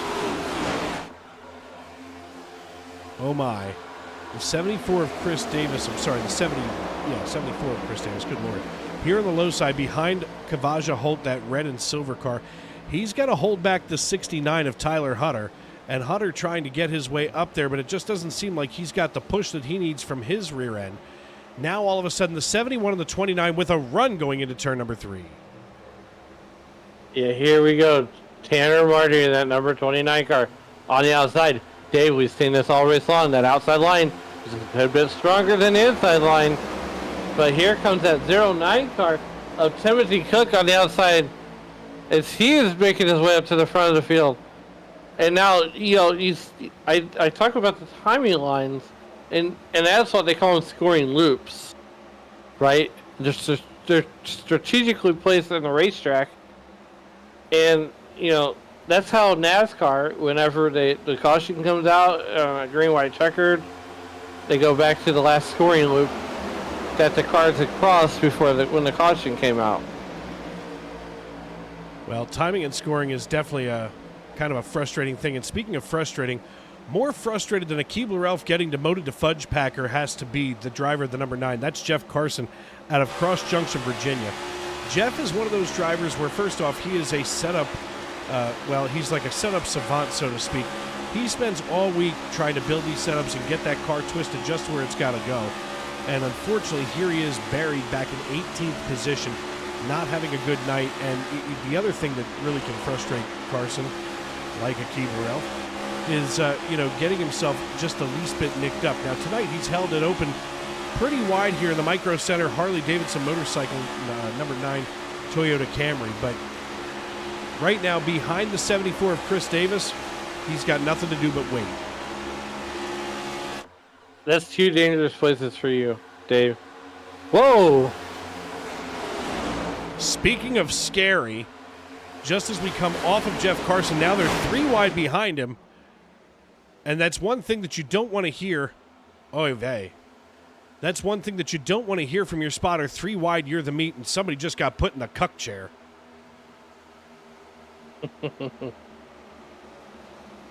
Micro Center, and I'm sure the Harley-Davidson spot is a dangerous place for Dave. I'm not allowed to go to Micro Center unsupervised because I come home with things I didn't need.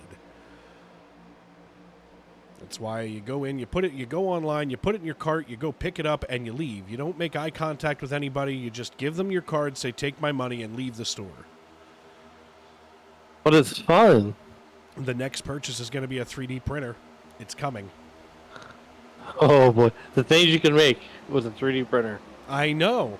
I'll tell you what, though, and of course it starts out practical for me. I think, for all those times that I need a piece of hardware, I can just create one.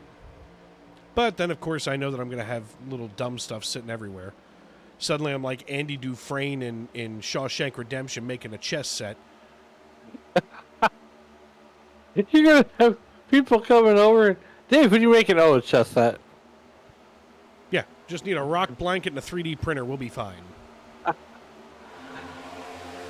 94 laps in the books, 95 as we cross the start-finish line. Sean Rockin' Rogers in the 44. He takes us into turn number 1 one more time. Things starting to cool down again here up toward the front. Everybody's single file, but they're still side by side. 2 by 2, please. Get in the arc. As right now,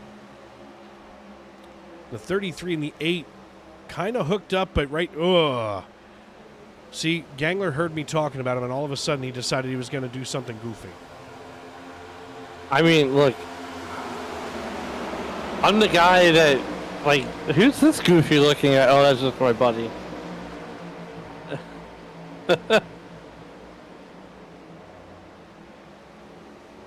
Right now, Alexander Gangler in that number 8 car. And Dave, I would say this, though. For not being in a car for 2 years, you held your own at Daytona. You did exactly what I wanted you to do. You run out of the lap.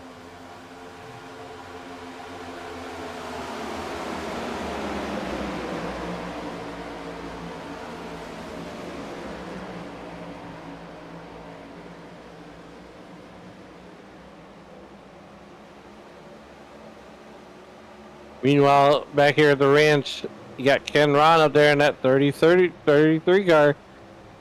All with Alexander Gangler and that number 8 Treasure Hope Toyota or Camry. Wow. Hello, get your Toyotas right. Their Looks like cars, they're Ken down Ron. there on the racetrack. We've been watching them now for over an hour, and you just learned this, or? Hey, look. I got nothing for that. Yeah, well, that's what I was afraid of. Watching the double deuce right now of Sean Kelly. Now, he's down a couple of laps here as he drafts up behind the 74 of Chris Davis. Davis just behind the 9. And it looks like, all things considered, things are going to slow down here, at least, time-wise. We should be able to get to the end of stage 2 pretty calmly. Whoa! Braking high just as I say that is the 09 of Tim Cook. But, we're still going to we still have to take a green flag pit stop somewhere in here if we stay green the rest of the way. Lap 82 was the last time our top, let's see here, 7 came down. In fact, 7. let's take a look here as I put together the pit strategy graphic. 17 laps on the books for basically everybody in your top 10 with the exception of the 18 lap Tim Cook. I'm not sure why he decided he was going to do this. I have no idea. To make you short circuit? It just threw me off because he's right in the middle of everything. But Sean Rogers, he's just ahead now as we look out the rear of Matt Long. Sean Rogers out of Kalamazoo, Michigan, looks back to Matt Long, who now gives him a bump. They're going to be working together here in the latter portions of this race because those two drivers, both playoff drivers, are going to be all over one another. And look, they can help each other stay ahead of the mayhem, but when it comes down to it, it's going to be all bets off once they come to the start-finish line with the white flag in the air. Now, one thing I will tell you this, you'll see drivers dump down to the apron and back up. Out of bounds is in play here. Don't cross the red line to a dangerous position. Now, you can fall back in line. It's too hot in the kitchen to get out, right? But you can jump out of line, hit the low line, here you go below the apron, and go backwards. You cannot advance your position. Hey, look, I thought it was deja vu. I saw a car on the apron get all weeble wobbly, and, well, he didn't hit the wall, though.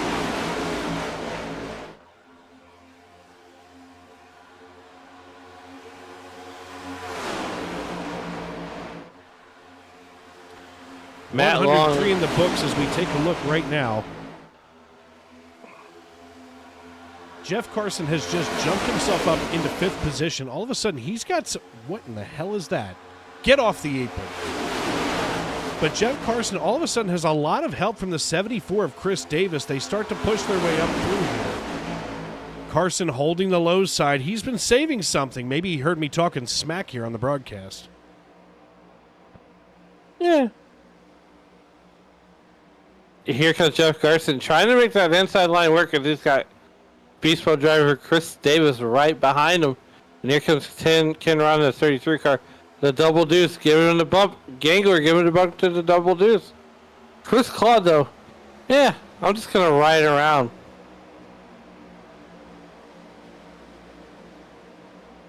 Chris Claude back there, right behind Alexander Gangler. And Chris Claude is one of those guys that will stay out of trouble as much as he possibly can.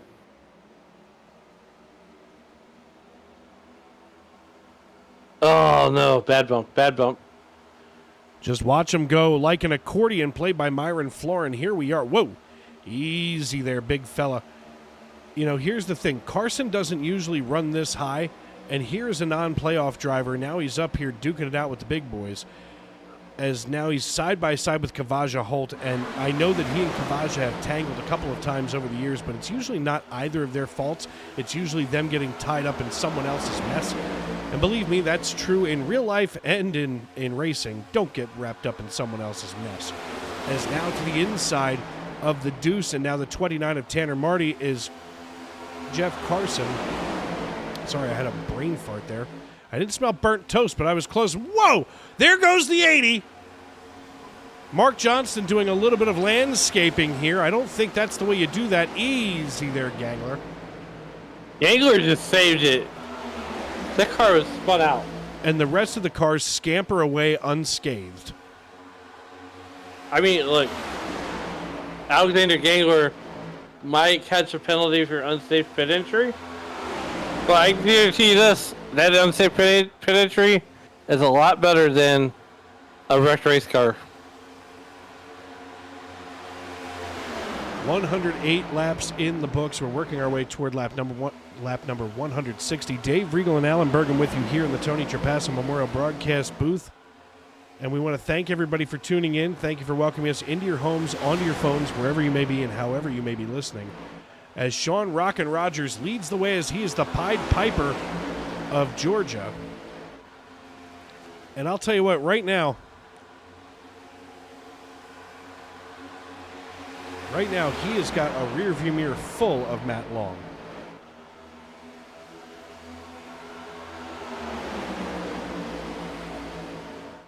Yeah, Sean Rockin' Rogers.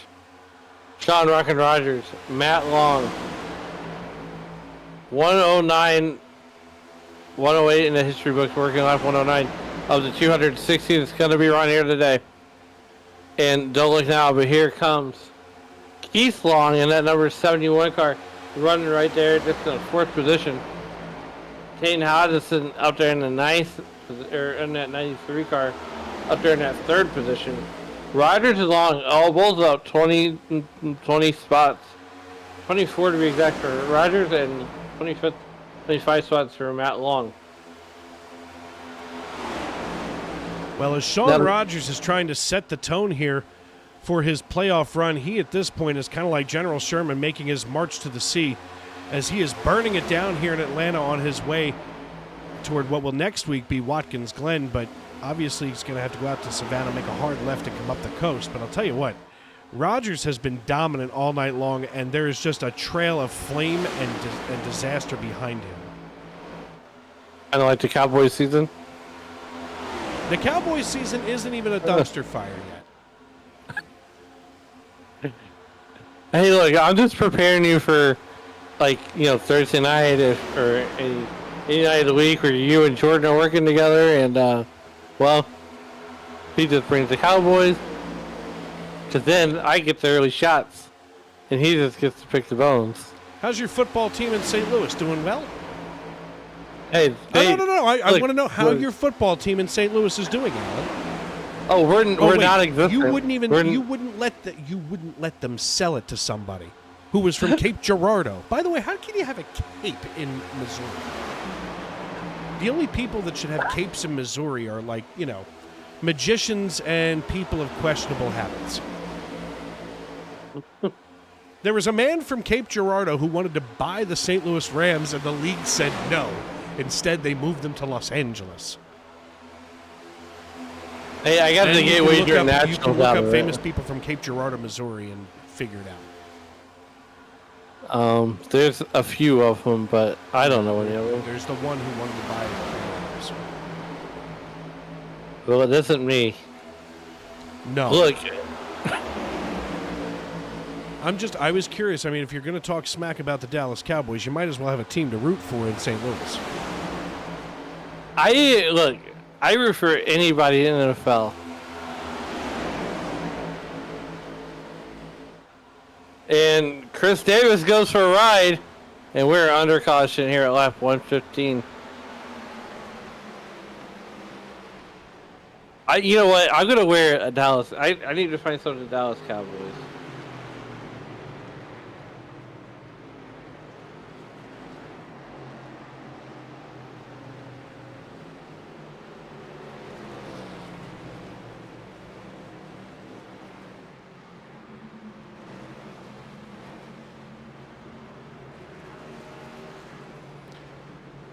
Fifth caution of the night, fourth for cause, as it looks like Dalton Mobley may have bit the big one here.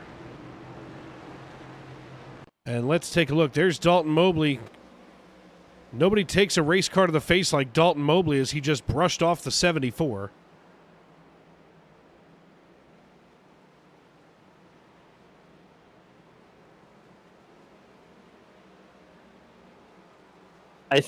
Yeah, I got nothing on that one. Hey, look, I was heartbroken. The Rams, when they were in St. Louis, didn't put in a good product on the field since the greatest show on turf. Yeah, well,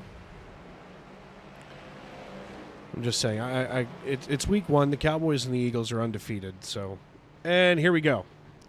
Amanda Price says that the Bills won tonight for Sean. She just needs the Lions to win and Sean to win, and we're winning all around.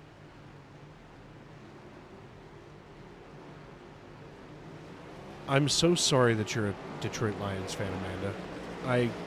We're here for you and for the fine folks of the NFC North in Chicago and Detroit. Oh, God. I feel terrible for both of those cities for having absolutely no football success over the last 50 years, until recently for the Lions. Quite frankly, I'm a Cowboys fan, and we have a support group almost every other Thursday night during the month of September. I've been wanting to talk to you about this too, by the way. I'm glad we're on a tangent. The kickoff.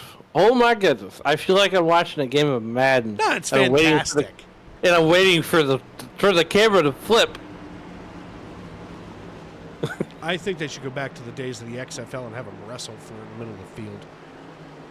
Oh gosh, or, that was or horrible. like, you know, in lacrosse, you know, you put the ball between 2 lacrosse sticks, and you know.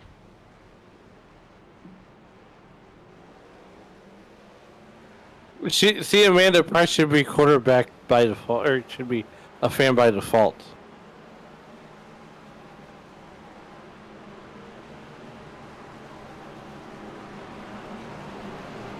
Here's what I think should happen with the kickoff, right? Let's put the ball at the 50-yard line and have their best 2 fastest guys go sprinting after it.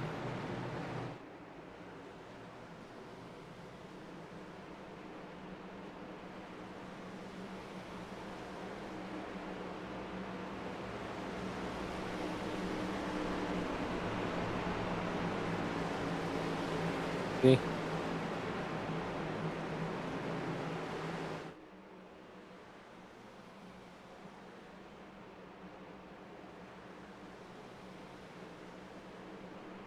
Meanwhile, we are lined up in Noah's Ark style 2x2.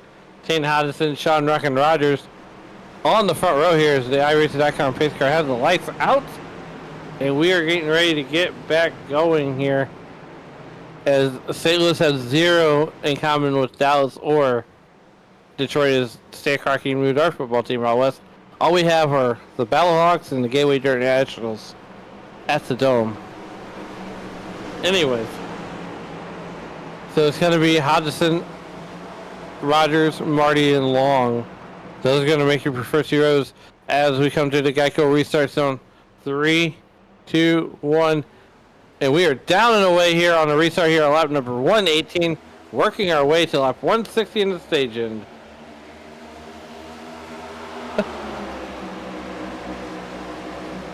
Tane Hodgson takes off in front of Matt Long and Sean Rogers. They go 1, 2, 3, the 93, the 97, and the 44.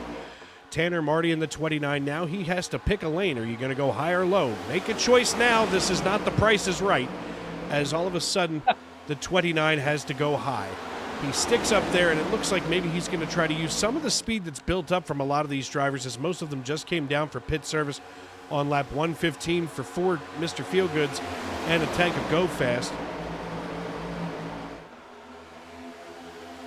And my goodness. Still 24 cars on the lead lap, though, Alan. I mean, I think we're doing better than the actual race today.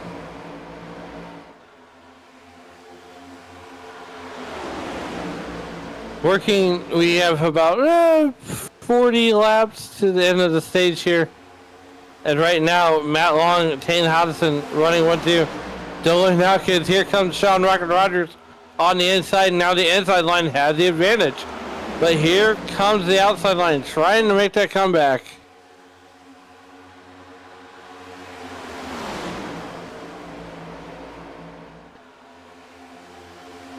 Working lap 120 of the 260 scheduled to be run here. Here comes Matt Long. Sean Rocket Rogers is running in second. Keith Long, Kavaja Holt, all the way back there in third. And here comes the outside line once again trying to mount another comeback with that number. Wow, 93 car. Just be careful how many people he's mounting at the same time. This is Georgia.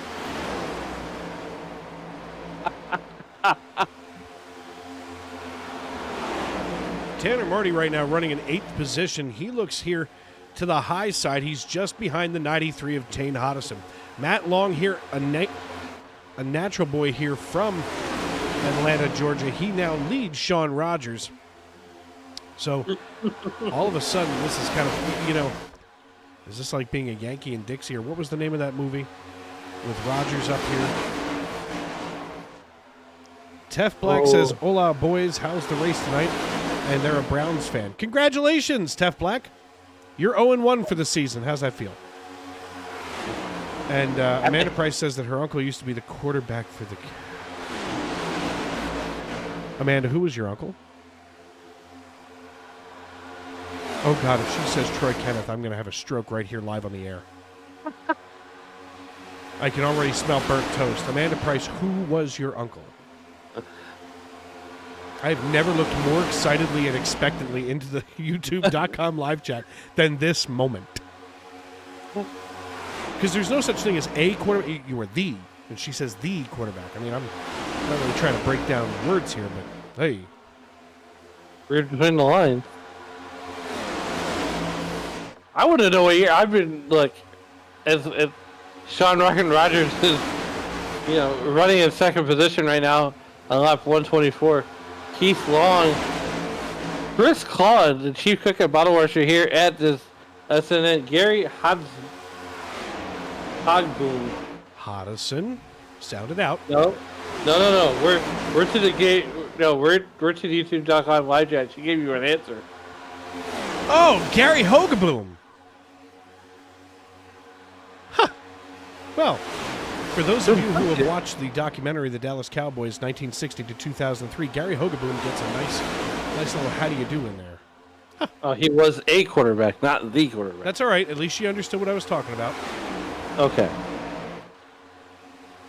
Well, I tell you what, though, I did have a chance to ask, whenever they announced the Braves and Cincinnati Reds playing at Bristol Motor Speedway, I asked Chris Claude, I said, "Are you going to go to that?" And he goes, "I'm thinking about it." You have to understand that Hogeboom played 11 seasons in the NFL. Oh God, you know what? I'm just gonna let it go. Gonna let it go. I smell a tangent going on. Go for it. Go for it. You're loud. The hardest week that comes around every year. You want a fanboy? The floor is yours. First off, he came in 1980, so not long after Roger the Dodger was gone. He had 45 games, and I'm reading this off of footballreference.com, but an average of 7.5 games per season, 45 games over 12 started. Not really an impressive stat line. But of course, then he went to go play in Indianapolis after the Colts, you know,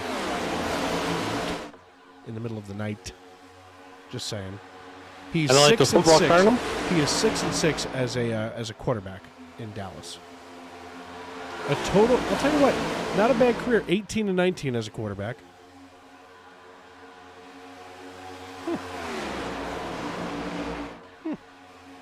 Interesting.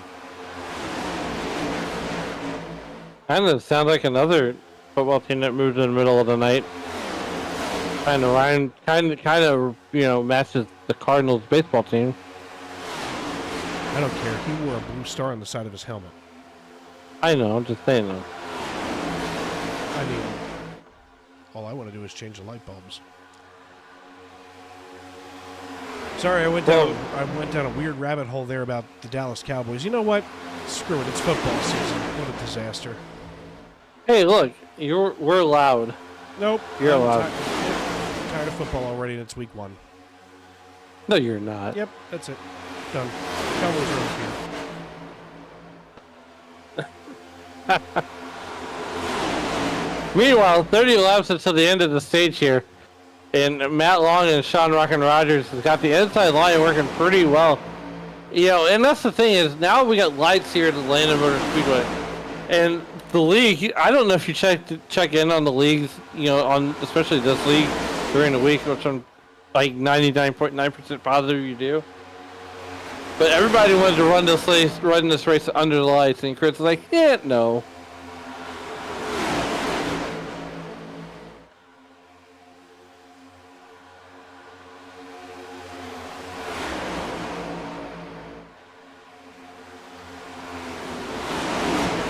Meanwhile, back at the ranch, we're still too wide from about first quad on back. And Chris Claude still runs in that top 5 position. I'll tell you what, Chris Claude being up here in the top 5 is something, first of all, I didn't have on my bingo card. I love Chris to death, and I've known him for a number of years now. But driver the number 10 Monster Energy Toyota Camry out of Fairview, Tennessee, I mean, I wasn't expecting to see him up here. I might have to check in with him on the radio later on in this race, but right now, Chris holding it right between the navigational beacons as he's just behind Kavaja Holt. Now, I know he and Kavaja both, spend a lot of time talking to one another, and Kavaja is one of the coolest people that you will ever talk to, and so is Chris. And first of all, I'm just glad to see them both up here running as well as they are. They're competing with some of the top drivers in this league here in the top 5. As now we work lap 134, getting closer and closer now to the end of stage number 2 at lap 160. And Chris is really doing well. Let's take a look here out the rear bumper. He's got the 69 of Tyler Hunter out of Grease Monkey Motorsports in that Chevrolet Camaro. He's chasing him down, being timed in 7th. But these guys have not gone single file since the last restart. No, and I mean, look, we're working lap 135. And that outside line, I'm really surprised that did not come in. And I think it comes in closer to the evening time when we go under the lights than it does in the middle of the afternoon, which we won't see the twilight hours, as this race is going to end, early to late afternoon. But Chris Claude, man, give it up for Chris and Kavaja Holt. Like you said, we're not used to seeing these guys up front, and here they are.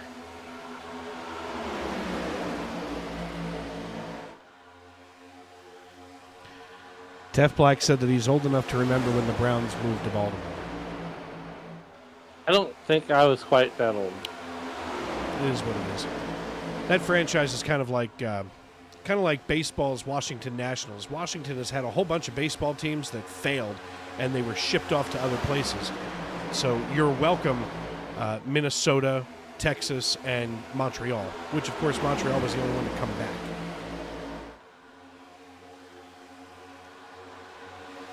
I kind of miss the Montreal Expos. Who names the team the Expos?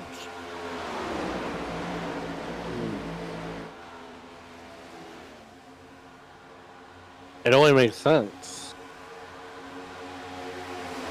Like, I mean, there was nothing There's cooler nothing than else watching. in Montreal. What? Why can't they call themselves the Montreal?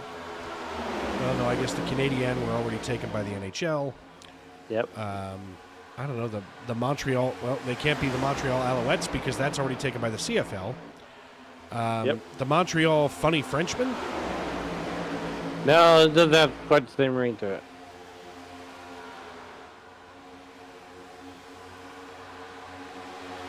But I tell you what, though.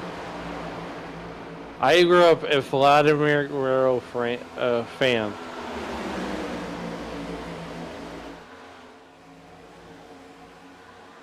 That was my guy in Montreal. Yeah, see, Vladdy ruined a lot of my life. They played in the NL East.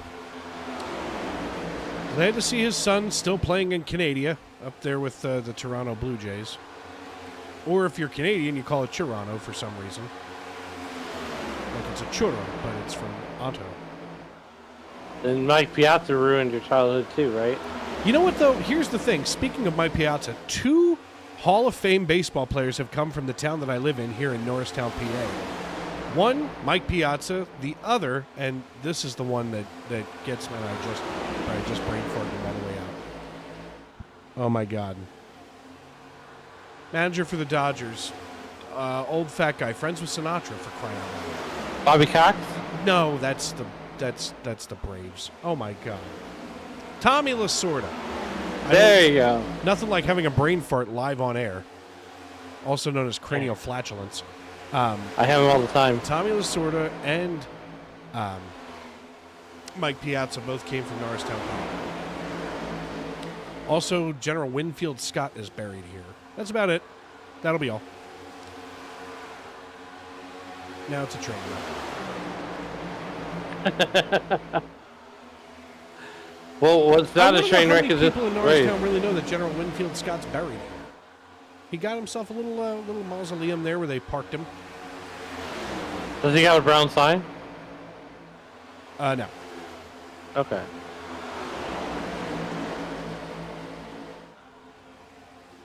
Rookie lap number 142, 143 now.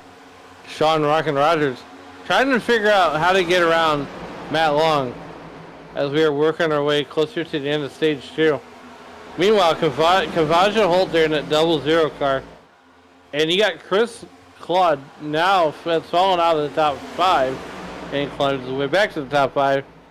Oh, here we go. Now we got lap cars.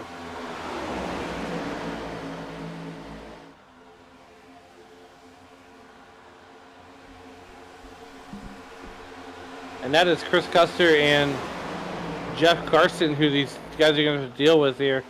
Well, Carson came down for pit service on 115, so he just went from running top 5 to top crap. Yeah, they're going to give these guys the inside lane, but now you got Chris Davis. He's going to have to check up. And, oh, no. Evasive actions going on. It's going to be bad here. 3 wide. There goes Chris Claude down toward the apron. He's to the inside of Jeff Carson. They're former teammates. They have a long history together as Jeff was on his team for about 2 years. And now it looks like Chris is going to be pinned down behind the 71 of Keith Long, also a Chris Claude teammate. But after all of the work that Chris put in after those evasive actions, now he's backed up all the way to the nose of Tane Hodison here. As we tighten things back up and come back down to track level. Matt Long, your race leader here, being pushed along by Sean Rogers. I just realized that's too many words long.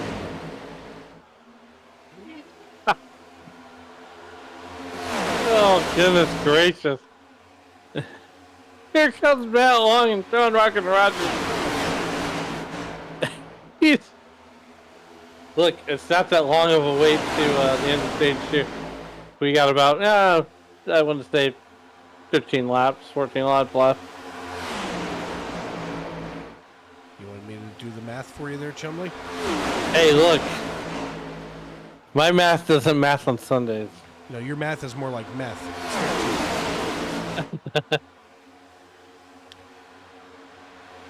Matt Long, Sean Rogers, Kavaja Holt, Chris Davis, Keith Long, Tanner Marty, Chris Claude, Tane Hodison, Tyler Hutter, and Rich Jett. You know, maybe this is something that we're going to have to talk to Chris Claude about. You know, he now knows as a playoff driver, he's got to be able to survive and get through to the round of 8. He wants to get as far above that cut line as he possibly can as soon as he can. And this is going to be the only way that he can do it. As we work here on lap 148, Dave Regal and Alan Bergen with you here in the Tony Trapasso Memorial Broadcast booth. As right now, Matt Long, the Atlanta native, deciding he's going to put on a show here at his home track. He's got a train of about 4 cars single file behind him before they double it back up. And one of those 4 cars is a lap car. It's John Wilco. As now they collect, Jeff Carson, and now they collect Brian Nunemacher and John Wilco. So here's what I want to pay attention to right now. Is you got 2 distinct lines running.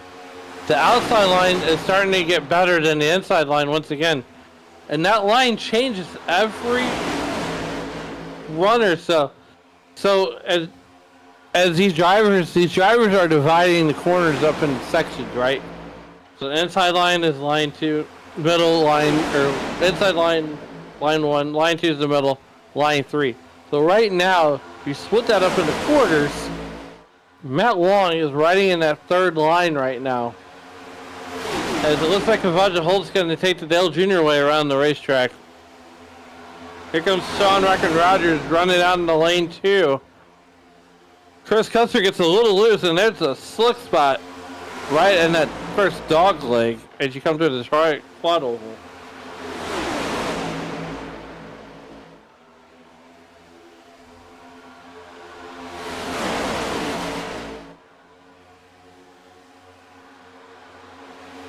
$151 laps in the books, 10 to go. 9 at the line this time by. As Chris Davis, Matt Long, and Keith Long, with Sean Rogers now, they lead this piece 1, 2, 3, 4. And oddly enough, Jeff Carson is now fighting to stay on the lead lap. He doesn't want to get trapped a lap down once we get to the end of stage number 2. It's going to get hairy as hairy can be, that's for sure. So we want to thank everybody for tuning in to Sim Racing Media. Dave Regal and Alan Bergen calling the shots with you here.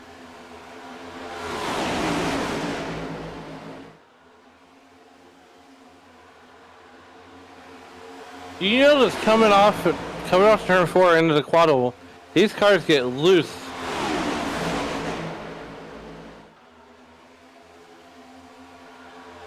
Meanwhile, back at the ranch, Matt Long, Chris Davis. Matt Long holding on for dear life to that lead lap.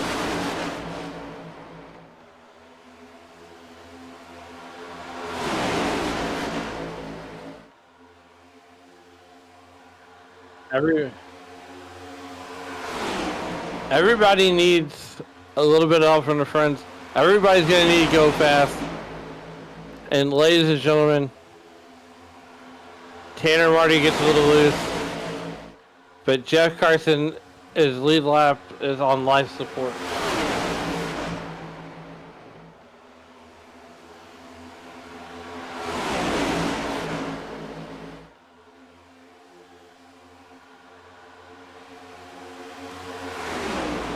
Here we are. It's going to be 5 to go this time by at the line for Chris Davis, who now works his way up to the lead. He's side by side with Matt Long. And Chris Davis looks like he wants to hitch that little red wagon to the rear bumper of the 9 car of Jeff Carson. Not sure if this is orchestrated or just pure dumb luck, but if Chris Davis can get those stage points here and really try to dig his way deeper, whoa boy, toward that transfer spot in a couple of weeks, this is going to be the time to do it and probably his best opportunity for it. I'm looking forward to Bristol. 500 miles, 500 laps at the world's fastest half mile. And oh my goodness, is Chris Custer's going to bail to the inside line. And we're 3 wide. Guys, come on. This is great. That's Keith Long doing things that Keith Long are doing. And he's right there behind Sean Rockin' Rogers. Chris Claude back down to 9th.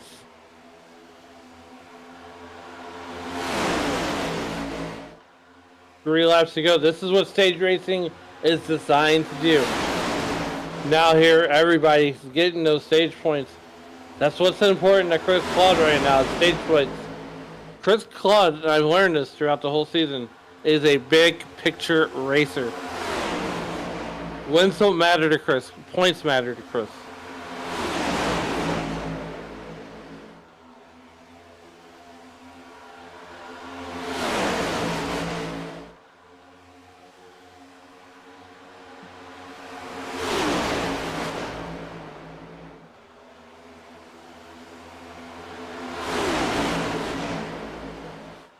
Coming down the lap, 158, 159 now.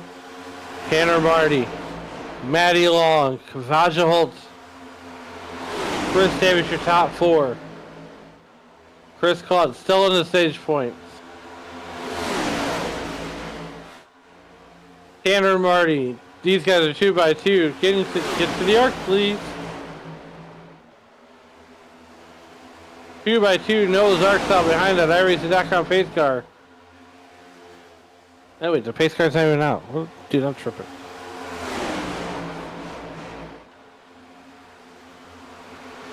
Here comes the Candyman, Bobby Anderson. On the end side, about 3 cars back, he's in that 6th position.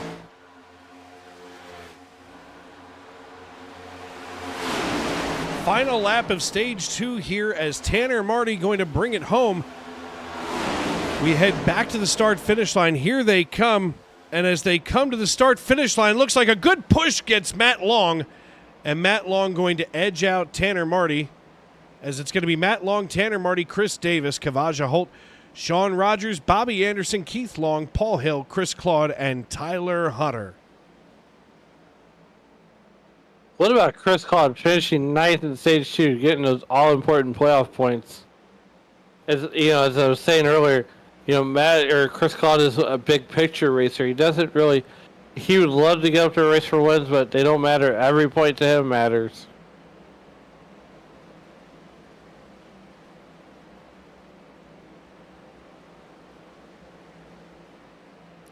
We'll get a chance to talk with Matt Long here in just a moment. Let's see if we can find where he's hiding. Should be up here toward Ferda. No? Yes? No? Maybe?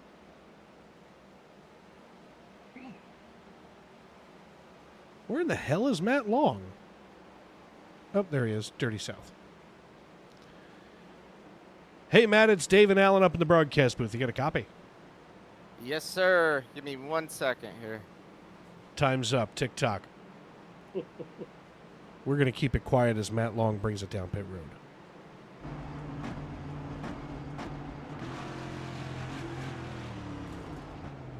All right, what's up, guys?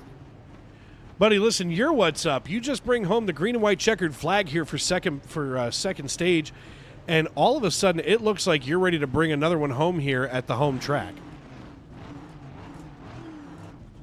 Yeah, you know what? I used to hate this place when they reconfigured it, but now I kind of like it. Car's really good. Getting hooked up with Bobby earlier was awesome. I think if we can get hooked up again, we can run away with this deal. But no, I like pushing. I feel like I've been doing a real good job pushing, and hopefully people see that and want to work with me later. Yeah, I mean, here's the thing. Everything that I've seen out of you, all season long, and I mean, we talked about it. You were often the bridesmaid, never the bride. You finally check off the wins there in the column, and here we are in the playoffs, and of course, right here in your backyard, Atlanta, Georgia. As far as strategy goes now, you've got just under 100 laps before the end of this race. What are you thinking? I mean, if we stay green, you're going to have one stop between now and the end-ish, correct? Yeah, we'll have one stop for sure. You could probably save a little fuel in the draft and make that a shorter stop. If it's a green flag stop, that might be important. But I have a feeling towards the end of this deal, it's just going to be about avoiding some of the mayhem. There's going to be a lot of wrecks for sure, I would imagine. So, yeah, we'll see. This is going to be a whole nother race right here. All right, buddy. Well, listen, good luck the rest of the way. Looks like you're going to be starting on the outside row behind Tanner Marty. But I'm sure that we're going to see both of you out here duking it out all night long. Yes, sir. Hopefully talk to you guys later. For some reason, I feel like we will. We'll see. All right. Thank you, Matt, as we're going to send him back on up into the Dirty South Racing stable here. We thank him for his time. And I hope I just did that right. Yeah, there he is. Up there with the modern-day Silver Fox. Tanner Marty, Matt Long, Sean Rogers, Kavaja Holt, Chris Claude, Bobby Anderson, Tyler Hutter, Keith Long, Eric Popino, and Tane Hodison ready to take us back to green as the iRacing.com pace car lights are turned out for the time being. We'll come out of turn 2 and onto the backstretch. I'll tell you what, now, I've never been to the Atlanta, Georgia racetrack. In fact, I've never been to Atlanta. I'd like to go there, of course, to go see the Braves play, as well as catching a race here, maybe go see CNN's world headquarters. That'd be cool. But other than that, I can't really think of a whole lot of reasons to go to Atlanta. Oh, and to see the birthplace of Coca-Cola.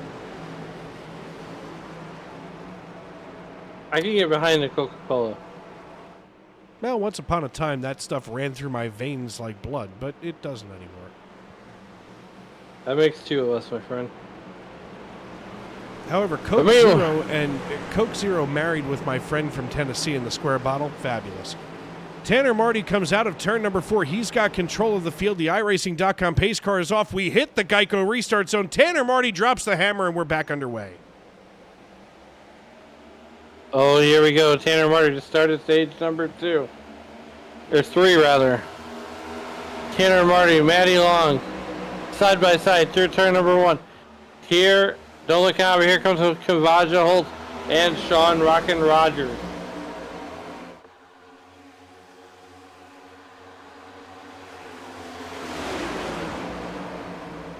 I mean, you could insert this up on a script if you wanted to.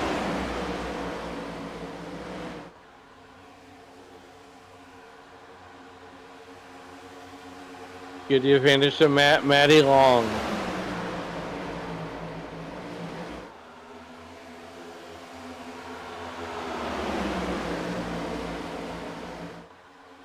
Oh, there's that perfect Andy Snake. Chris Claude holding his own there in the 9th position, that number 10 car. The inside line starting to fizzle out. Yeah, the inside line runs out of steam fast. Maybe they're using Amway products under the hoods. As Matt Long now regains the lead in front of Sean Rogers, they left Tanner Marty behind back in 5th position. And as they snake their way down the backstretch, it's going to be Long, Rogers, Anderson, Hutter, and Papineau. And you got to watch the 17. He's had some bad luck the last couple of weeks, but here we are in playoff formation, and all of a sudden, he seems to have his act together here, the Williamsburg, Virginia native. All kinds of busy here behind the 69 of Tyler Hutter. And here comes Tanner Marty in the 29. You can look up here as we're going to rotate that camera around. We can see Tanner Marty. We pop it out of its little holster here and slide. There is the 17 of Papineau. Now we can see the 69 of Tyler Hutter.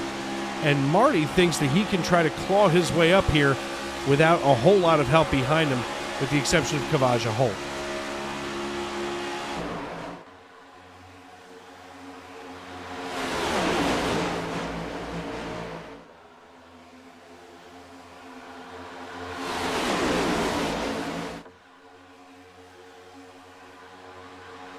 Tanner Marty running in that 5th position right now. And here we go. We're seeing that outside line come back to life again. And that's the line I've been watching all race long. And it's kind of cool that I got to call a night race earlier this afternoon, and now I get to call a day race. So I really get to see the comparison in the two lines and how they react to the times of the day, if you will. Yeah, God forbid we should have had the clock fixed for this one, huh? I'm sure. It's kind of like all of a sudden you're like in Alaska where it's just always day. 171 laps in the books, 90 to go at the line. Tanner Marty, Tyler Hutter, Kavaja Holt, 4, 5, 6 they run. They're trying to get themselves organized behind Bobby Anderson, Sean Rogers, and Matt Long. And as we go deeper into the field, let's take a look here from Jeff Carson's perspective. He is in all kinds of traffic.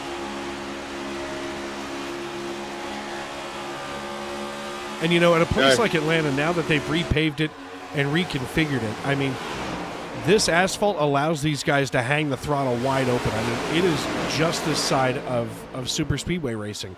You know, even though that we call Darlington, you know, the original super speedway, what they have done here to Atlanta in the real world is absolutely incredible. The real life drivers talk about it, and I know that, of course, iRacers talk about it all the time.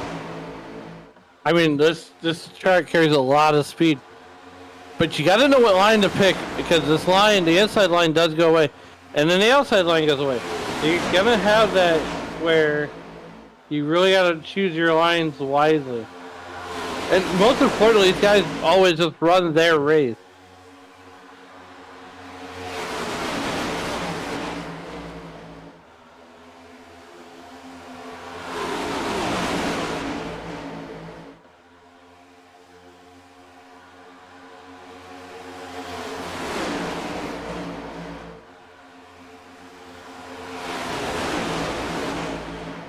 .174 laps in the books. Let's take a look here at Kavaja Holt in the double zero. He's being scored in 4th position, and as we look out from the rear, he has Chris Claude as his drafting partner. And I'll tell you what, if you're going to look out the rearview mirror and check it out, and you see Chris Claude, you've got to be a happy camper.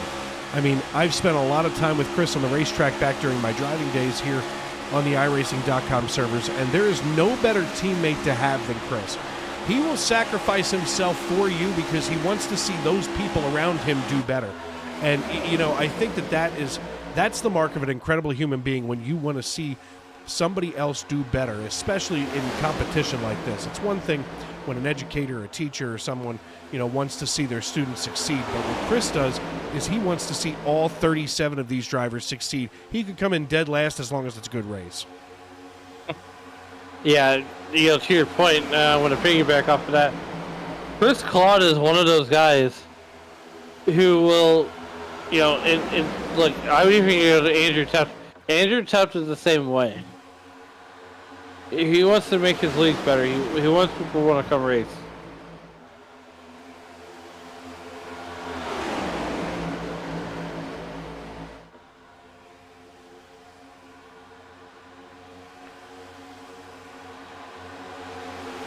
Long, Marty, Rogers, and Holt, these 4 drivers are going to be holding things together for the time being as we work lap 177.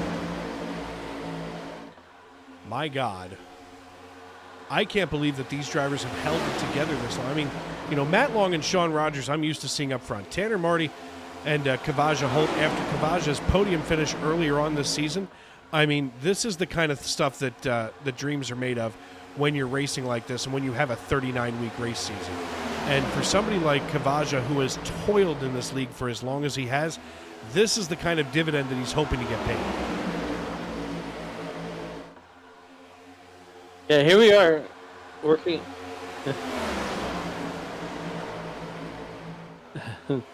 Tanner Marty up there in that number 29 car, as we are 2 by 2 doing it Noah's Ark style. Once again, Chris Claude finds his way back up to top 6. Keith Long, and that is Tyler Hunter. Michael Witt is still inside the top 10. Eric Papino just hanging on to 10th. Working lap 180 of 260. Oh, that's a beautiful Indy snake that you just love to see. Nonetheless, here comes Bobby Anderson, the Candyman, running in the top 5. As he is...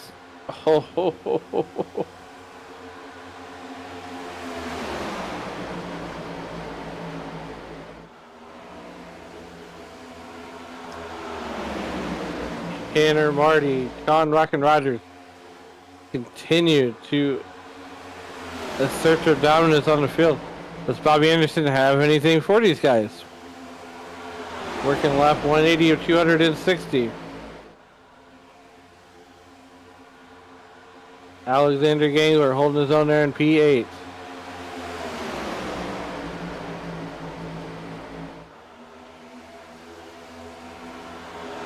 Thanks for holding it down while I had to go refill the Yuengling cup. I do want to thank the fine folks at America's oldest brewery in Pottsville, Pennsylvania, for providing tonight's entertainment and libation. And if anybody from the brewery is paying attention, we could always use a shameless new sponsor here on Sim Racing Media. Or if anybody's got a bar they want sponsored, contact us. And look, we have a race to the beer stand who has currently been won by Noah Hamilton.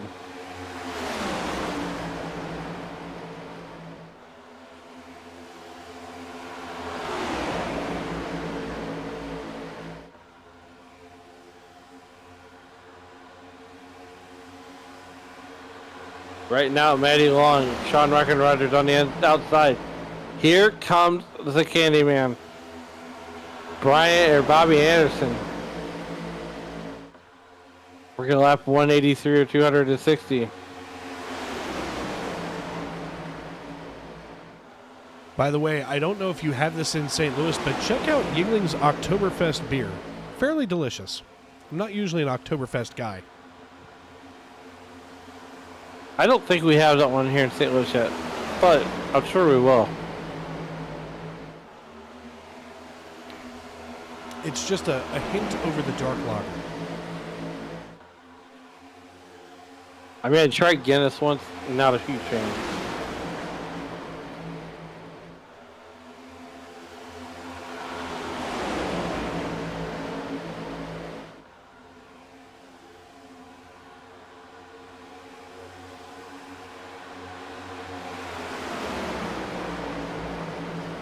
Matt Long continues to lead this one, doing Matt Long things. Sean Ruckin Rogers continues to be second, and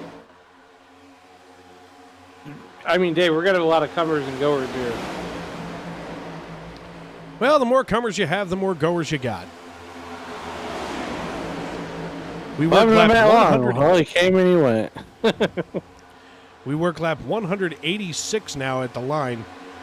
Matt Long still our race leader. I cannot believe this, folks. We have finally had a good green flag run. As everybody last came down to lap 162, we've got 24 laps in on this set of tires. And a lot of these drivers, you know, I know that I hate to say this, and I say it very often, but in these situations, you know, once you get through some of the hairiness at the very beginning of a race, that's when you can really open it up to some good racing. And I mean, you know, maybe for those of you that are new to our sport, you start to see these guys in a single file. Maybe you see this little gaggle back here as we widen things out to the blimp, and you think they're not going anywhere. They're not doing anything. They're sitting there and they're setting themselves up, and quietly, here comes Chris Claude and the 8 car of Alexander Gangler working their way up alongside of Jeff Carson. Now, Carson earlier was up in the top 5, dropped down to nearly a lap down, and now runs right here in the 11th position here driving the 9. He's got Mark Johnston in front of him. Now, Johnston's had some problems earlier in the evening. And whoa! No. Oh, God. Chris Claude just avoided sheer mayhem. And from above the clouds, we just happened to catch this out of nowhere. Yikes. That would be caution number 7 on the day here on lap 188. I knew it was coming the minute you said we had a good green flag run going. I'm like, oh, here it comes.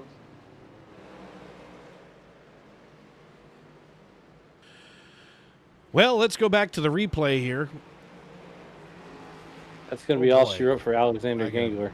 Well, he was upside down, and those puffs of white smoke are not because we elected a new pope. I'm not even Catholic.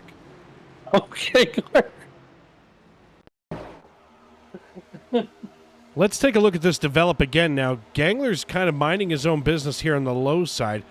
Oh, Carson tagged the wall and ricocheted. And you know what? I think Chris Claude should probably play the lottery. Let's go back to Chris here. Let's watch here from Chris's perspective. Now watch Carson tag the wall. Here he comes down across.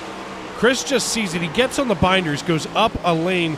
Nobody's there, and Chris is able to avoid sheer disaster.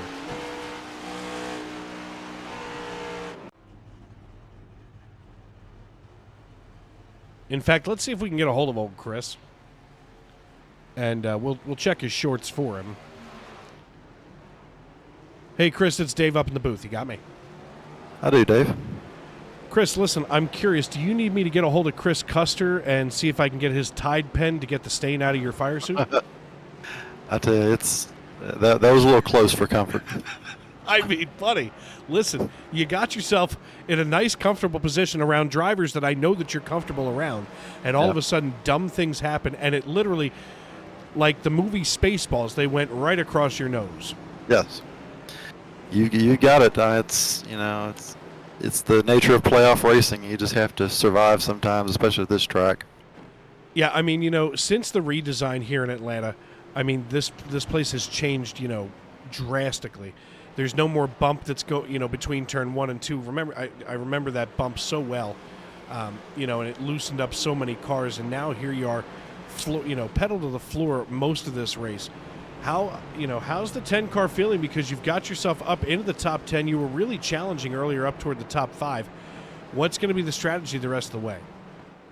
I say don't change a thing. I have to work a little bit more on the outside lane. I've been a little bit reluctant to do that, just so when things like what just happened do occur, I have a little bit of a way to get down the apron and kind of avoid it instead of getting smashed up against the wall. But you'll see me racing a little bit more towards the front and taking the high lane a little bit more as the race progresses once we get in the closing laps. Yeah, I mean, listen, you're absolutely competitive tonight. I'm loving every minute of it. Keep yourself clean, get yourself up there, and believe you me, if you get yourself onto the top step of the podium, I will hang the headset up forever. Well, that's not an incentive for me to win the race. Well, it's either that or I'm going to have a stroke live on the air, and I don't smell burnt toast yet, so get up there.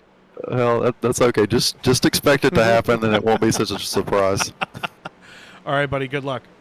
All right, thank you. Going to send him back on up here into the Joe Gibbs Racing Stable. And sitting down here in the broadcast booth waiting room is driver of the 8 car, my replacement, Mr. Alexander Gangler. Gangler, what's going on, buddy?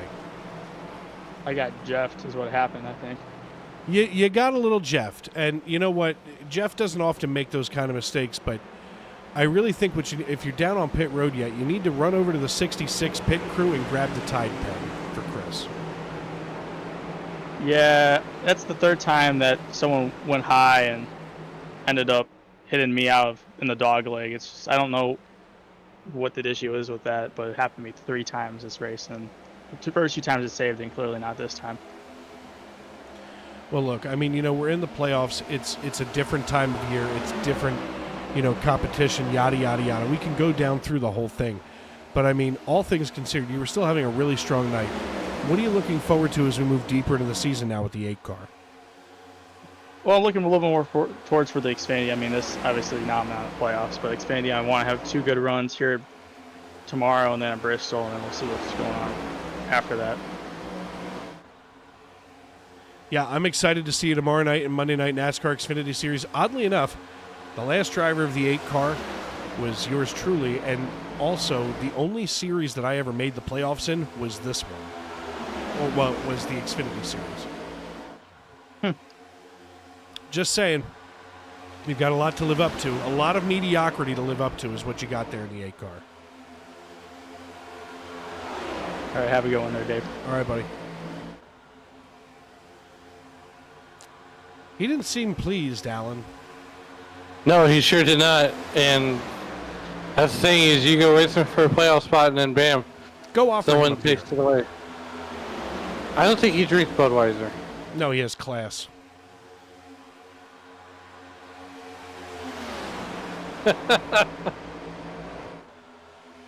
Oh, goodness gracious.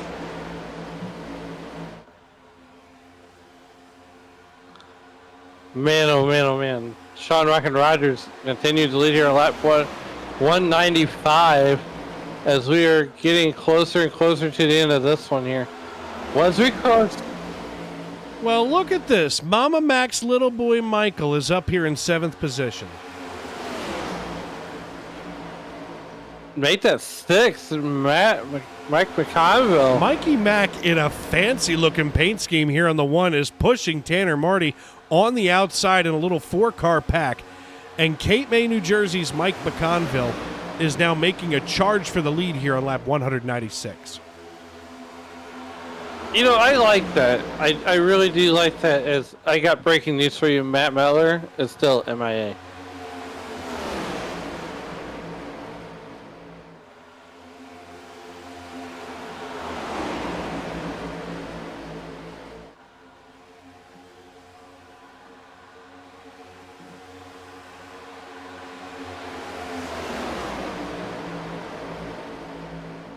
Maybe he went to the International Space Station. I don't know. Could be. Well, we finally hit the triple digits here. That's... I didn't want to have to go into diva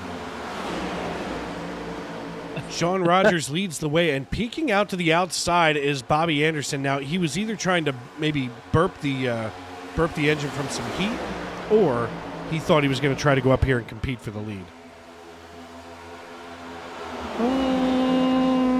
I'm going to say compete for the lead. But here comes Matt Long in second position. So, Dave, the surgery cars is Matt Long, Sean Rockin' Rogers, and the Candyman, Bobby Anderson.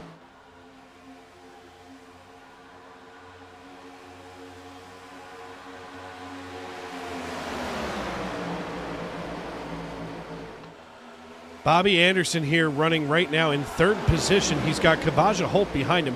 And I'll tell you what, here's the thing that you're going to want to watch now with what will be 60 laps to go.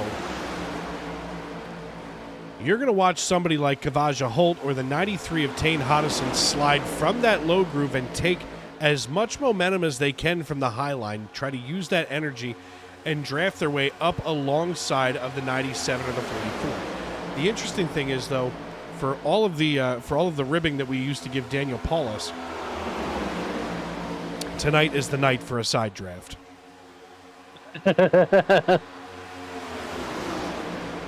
You're not wrong. We can side draft here. We just get side draft on a road course. And the Chicago street course of all road courses, you don't side draft on a street course. Best line ever. Almost made me have a seizure on the air. Hey, look, we love him like a little brother. But you can't side draft on a road course.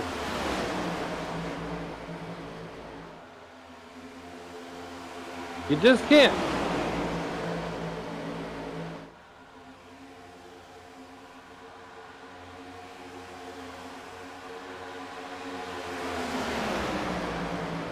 There's no way. There's no way you can side draft on a road course.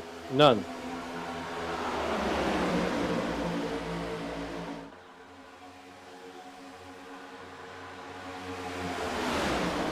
Here we are on lap 202. We're going to step aside and pay some bills because it's been a while since we took a moment. I'm Dave Riegel, he's Alan Bergen, and this is Sim Racing Media.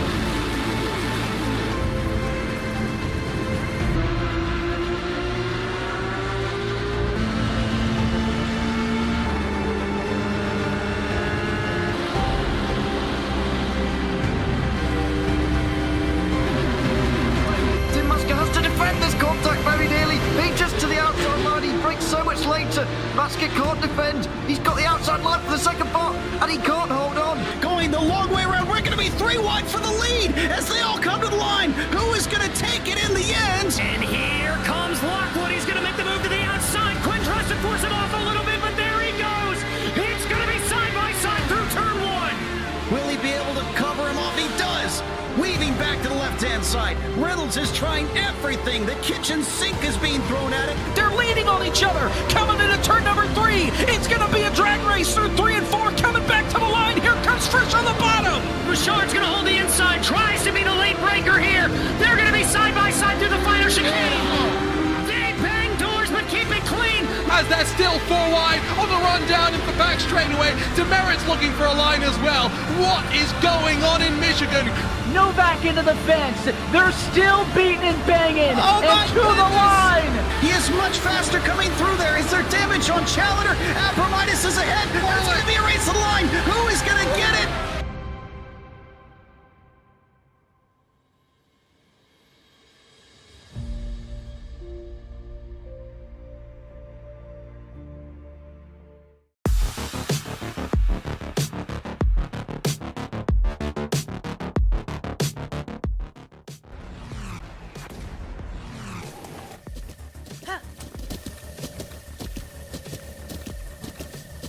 With the Butt Kicker Gamer 2, what you see and what you hear is what you feel.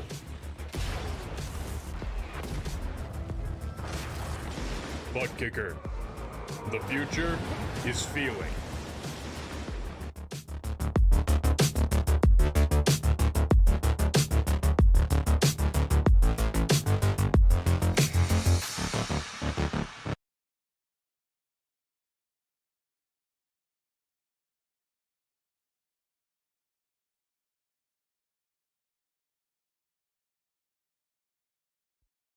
Racing isn't easy, but experiencing it is. iRacing puts you in the driver's seat with the industry's leading sim racing game. Drive on laser scan replicas of the greatest racing circuits from around the world. Go head-to-head against other drivers chosen by skill-based matchmaking to ensure competitive racing at every level. Compete across all your favorite series. In officially licensed cars, engineered to deliver the most accurate driving experience possible.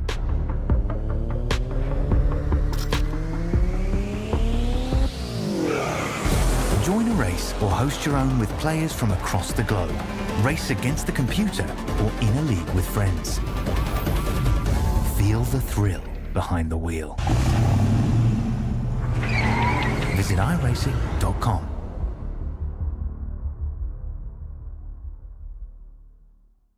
So hi, my name's Christy. I am a wife, a mother of 3 children. I am a sister and an aunt of lots of nieces and nephews, and I'm also a substitute teacher. So my everyday life changed by going to appointments, a lot of appointments, a lot of scans.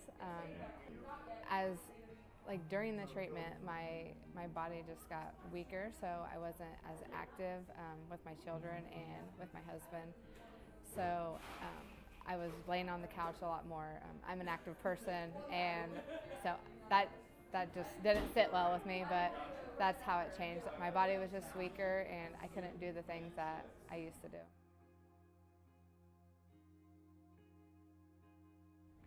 So there was a lady in where I live from a local church who had heard that I had breast cancer, and she sent me a letter just reaching out for support, and she actually said that she's the one that told me about Trisha's Hope and that I should contact them, so I did.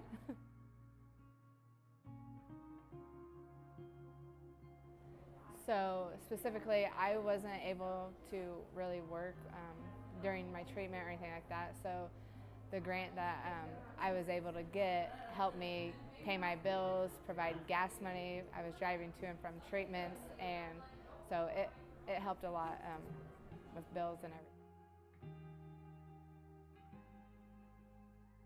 I would just say I am so grateful for Trisha's Hope and for all the people that have donated, because I don't know what I would have done without them.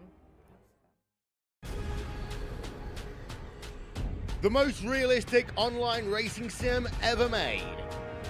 This is iRacing. Detailed laser scan tracks, fully dynamic, real world cars, and over 50 series to choose from. 6 online world championships offering over $400,000 in annual prizes. This is the original esport racing game. This is iRacing.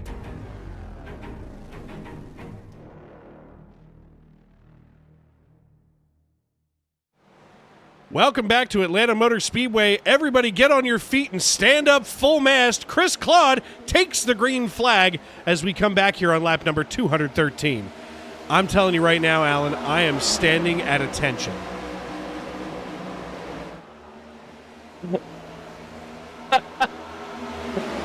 Well, right now he's got the best drafting partner ever, and that's Bobby Anderson, the Candyman. They're in that number 18 M&M's Ford. Oh boy. Chris Claude.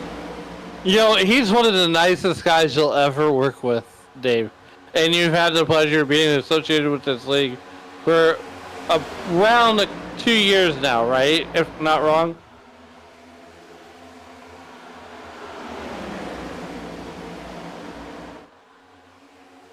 And some of your favorite people are up here in the top 10. Mike McConville, Mikey Mack out of Cape May, New Jersey. Chris Claude in the top 10. Having a solid day. Kavaja Holt. Sean Rockin' Rogers continues to do what Sean Rockin' Rogers does, and that's lead races.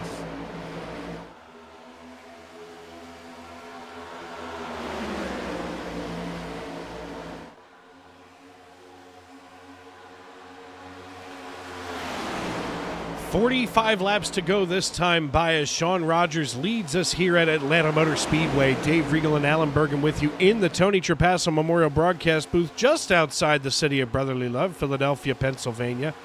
I gotta say, I think Philadelphia is about the most fun word to say in broadcast media. A couple of extra syllables, you know, and Philadelphia. You don't get to say that very often. There's only one brand of cream cheese I'll buy. Good value? Great value? No, Philadelphia. Oh, I thought you were more like a Walmart shopper and wanted the great value cream cheese. God, I don't want that crap. Look, when it comes to my cheese, I got standards, okay? Whoa, Chris Claude, into the wall. Out in the second leg of the tryout of the quad oval. And, oh my goodness. Tough break out of Chris Claude, driver out of Fairview, Tennessee. Oh man. Dave, I don't know if you want to go back and watch the replay or not, but it's going to hurt your heart.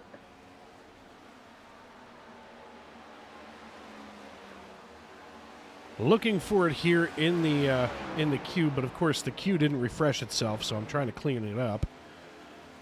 Go figure. There it is. And this is going to be the heartbreaker right here.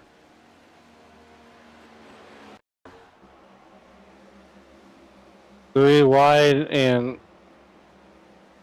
collateral damage, and my goodness. That's just ugly. Let's see if we can see this from Papineau.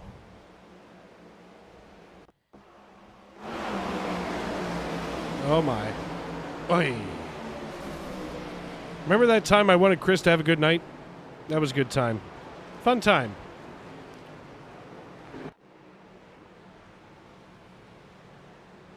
Well, we're under caution. I want to thank everybody for tuning in here to Sim Racing Media, making the Stacy Strong Cup Series and Sim Racing Media your entertainment destination here. Chris Claude went from having a great points night to, well, now he's got to run great. He's got to have good runs at not only Watkins Glen, but when we get to Bristol here in a couple weeks. If this is your entertainment destination, you either know somebody on the racetrack, have nothing to do on a Sunday night, or have a thing for one of the two of us here in the broadcast booth. And quite frankly, I'm sure that it's me. They're here for Dave. That's what it is. Well, check in the YouTube.com live chat, y'all. Commentator's curse. Oh, we just laid the deep commentator's curse. That's on me. Look, I feel like I need to tell Chris. You know what? Where is Chris? Let's see if we can quick grab him. Are you going to apologize to Chris? I'm apologizing to Chris right here in real time. Ah, crap. One too many. Here we go. I am so sorry, sir. Hey, that's okay. I gave you the Dave Regal kiss of death, and I didn't even slip you any tongue. Oh, what did you see happen? Oh, well, it just looked like a mess that you got wrapped up in. But before we went back green, when you had the inside lane and you were leading us back to green, I was standing at attention because I thought this was the day. Did you have the Viagra car? I didn't even need the Viagra car. It was all Chris Claude. Okay. But I'm just telling you that you know, watching you up there take off the way that you did, you know, melt back like everybody kind of does, but, you know, I was excited to see you make the charge and bad things happen, buddy. Yeah, I don't know. I actually meant to come in and pit. I didn't even mean to stay out, but things kind of happened, and it was a last-minute decision. I was like, okay, I'm not going to be able to make it into pits. Let's screw somebody else over, so I'll just stay out. And I kind of suspect that there may have been some damage that I wasn't aware of that the car had, and that's maybe one of the reasons why it did not fire off like I wanted it to in first. So, Chris, while we have you here in the booth, so you were married down to the inside line. Did you venture up to the outside?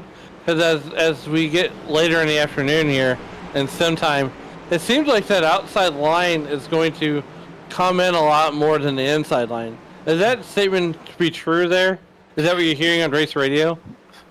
Yeah, the top line is where you want to be as far as the speed is concerned, but every time that I try to do that, at least if it's earlier in the race, I wind up getting caught up in a wreck that I simply cannot avoid. I mean, this was one that just, things like this are going to happen, but it happens a lot more when things happen in front, and if you're on the top line and you have no way to get down, you're just going to get crunched up against the wall. And so I didn't want that to happen early in the race, and it didn't, and was able to get a couple of stage points, and it's probably going to end my race, but at least I was able to get a couple stage points, and I'll try to salvage whatever finish that I can out of tonight. But look, you know, there's a lot of cars that are out of it, you know, and now, you know, earlier in the week when they released the update and they announced the lights are going to be on at Atlanta, I know the league wanted to make this a night race, and you were 100% not really against it, but not really, you know, like our league tries to keep this as real as possible. Yeah, it's not that I'm against having the lights. I would like for them to, but because they ran it in the daytime, I'm not going to change the time of the race, because, you know, we always go by the scheduled time. If a race gets delayed or whatever, we still stick to whatever the scheduled race time, because I have the weather to set up and there's a lot of other variables. And so yeah, hopefully they'll still have the night race in the spring, and we can, you know, have a good night race then. It's just they just happened to release it a little bit too late. I've been begging for them and sending messages to iRacing for them to add lights to Atlanta and a few other tracks for quite a while, and they finally at least came through on this track, which they should have. Well, do me a favor, Chris. Send a message to iRacing. There's a little dirt track, 1/5 mile, here in Belleville, Illinois. Let's get iRacing out there to scan that one before they knock it down. Oh, for crying out loud. But will they knock it down?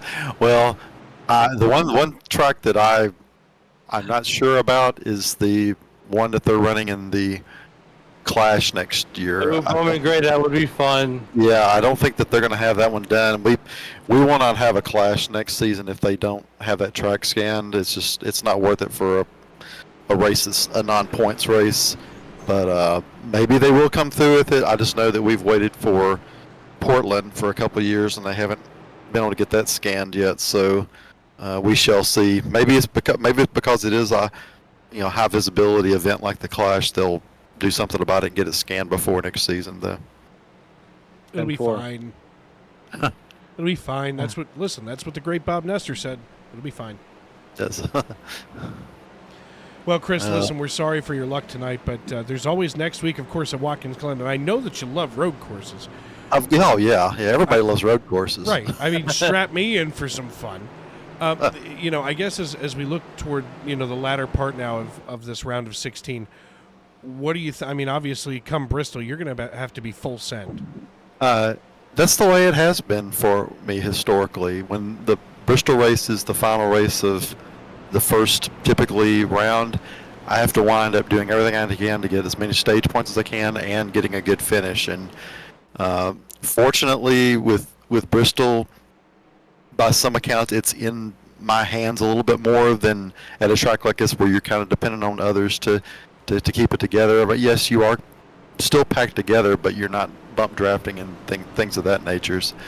And I'll just have to see where I'm at after the Watkins Glen race to determine how hard I'm going to need to go to be able to advance through. So one thing I gotta ask is once we get to Bristol, are we gonna see a different Chris Claude than we would see it during the first 26 races? Are we gonna is he more aggressive or is he still kind of laid back? If I'm so many points out that I have to get X amount of points, if I have to get 30 points or whatever to be able to, realistically make it through, then yeah, I'll have to pretty much risk it all. And if something happens and I cause an accident, then I don't have a lot of at fault, so that's just the way it'll have to be. But I hope it doesn't come to that. I don't like for it to come to that, but I'm going to do what I need to do in order to stay in the playoffs. So that's now to peel back the curtain a little bit, and you don't have to answer this if you don't want to, but explain how the at faults work in this league. Like, what is an at fault and how does one get caused? Well, an at fault can be anything from someone that has an infraction, like a restart violation or a pit road violation where they don't stay over far enough to the right, they wind up running into somebody because of it, up to a racing incident that is really more on one driver's fault than the other, like hitting someone in the right rear, left rear and turning them, or coming up the track and putting somebody in the wall, or just coming across when you're not clear and clipping somebody's nose, things like that. And the way it works is everyone that runs the full season gets a max of 13 at faults for the season, and you also have so many at faults as you can accumulate over a given number of races. So somebody that's run 3 races, if you have 3 at faults in those 3 races, that's too many, and you get a suspension, and you'll get a suspension every time that you hit that threshold. But the max at faults is if someone runs the full season and they hit 13, then that's it. They can't run any more races. That they're parked for the season for that series. If they run less than the season, then it kind of prorates out to however many races that they run. If they ran like maybe 75% of the races, they may only get 9 at faults max. So it varies from driver to driver, but typically for most of the people that have run the full season, it's 13, and we keep track of them and post them out there each week for everyone to see, and everyone knows how many that they have and what they were for. And there are times where people can try to, they can not protest, but they can appeal and have the incident looked at if they don't agree with it. And it may be me and another admin or 2 look at it and decide whether or not that it will stick or not. Right now, we're watching Sean Rockin' Rogers, and we're talking to Chris Claude, the chief cook and bottle washer here at the SNN Stacy Strong Cup Series. Sean Rockin' Rogers leading this over Kavaja Holt. And, one thing I got to know, Chris, is whenever someone says, hey, I take one to run the Cup Series, and, I'm sure you guys review that driver before just letting them go in the Cup Series, you might, send them a message back and maybe encourage them to run one of the lower series, like the trucks or the Xfinity? That's what we do if there's someone that's in the league that we're not familiar with, someone that a driver that has not been referred by someone else that's in the league. There are exceptions. That we had one actually that was added tonight that came at the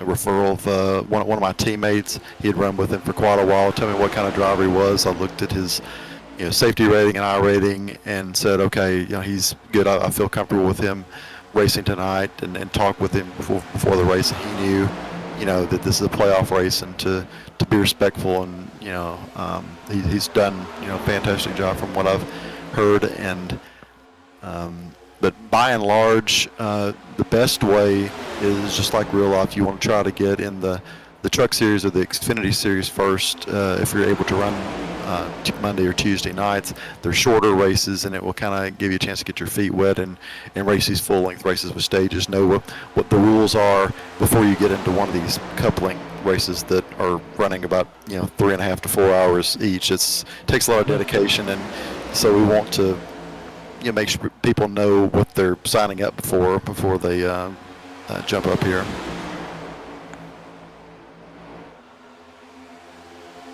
Well, Chris, as we're watching Bobby Anderson, the Candyman, and right now Sean Rogers is on the outside.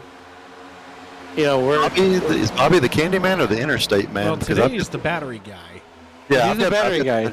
Yeah, but he's you're right. He's typically the Candyman running around. I call him the Candyman. Yeah, that's okay. Yeah, I'm hoping that Sean, being my teammate, he can pull us out and guarantee that at least one of the Joe Gibbs drivers advances to the next round, and then it'll be up to Keith and I to kind of hold up our end of the bargain and join him and try to help him as we progress in the playoffs. And it looks like he's got some good help from Kavaja at the moment, and I know that Kavaja's hungry for a win. He's in the playoffs also, so it ought to be a fantastic finish for you. Absolutely, and so if anybody's interested in joining up with the Monday Night NASCAR Series or the Tuesday Night NASCAR Truck Series, how do they get a hold of Chris Claude? How do they sign up? Well, the best way would be to, I'm happy for people to contact me directly, but the best way would be to go to simracerhub.com and look for the featured leagues. You'll see the Sunday Night NASCAR League there, and in the description there's a Discord link. If you click on that and join and send me a message, let me know what series that you want to run and what number that you want to use from the roster channel, then I'll try to get you set up.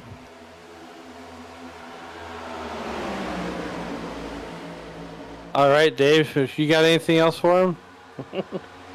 No, Chris, we appreciate your time. We thank you. And, of course, good luck next week when we go road course racing at Lockdowns Glen.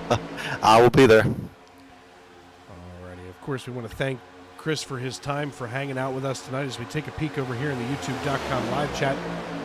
Brandon Minto calls me out for the commentator's curse. Peak commentary right now. Oh, Minto, look at your DMs afterward. As Kenny Capola is out here cheering on Rogers and Davis, as he's also saying hello to Amanda Price, girlfriend of Sean Rogers. And right now, Sean Rogers running in P4 and drivers starting to fan themselves out a little bit. Now we're going to start to see that period of the race where drivers are trying to make that money stop. They've already finished that one up. And now the question becomes, where do I get myself positioned to be here at the end of the race to get onto the podium? Yeah, so right now, it's once again, we had I just love hanging out with Chris. Chris is one of those guys where you can just hang out with him, but right now, Bobby Anderson is sitting high, wide, and handsome with Matty Long right behind him. And I got to tell you what, I mean, to get yourself to this point in the race where you're a Bobby Anderson, a Matt Long, a Tyler Hunter, John Wilco, Keith Long in the top 5, I feel like even Mike McConnell has a shot. First of all, never ever count out my boy from South Jersey, Mikey Mac McConville. He's always got a chance. And listen, don't let Mama Mac hear that, because she'll come for you. She will come right at your throat. Well, she's got to travel a pretty long way to get to Old Allen.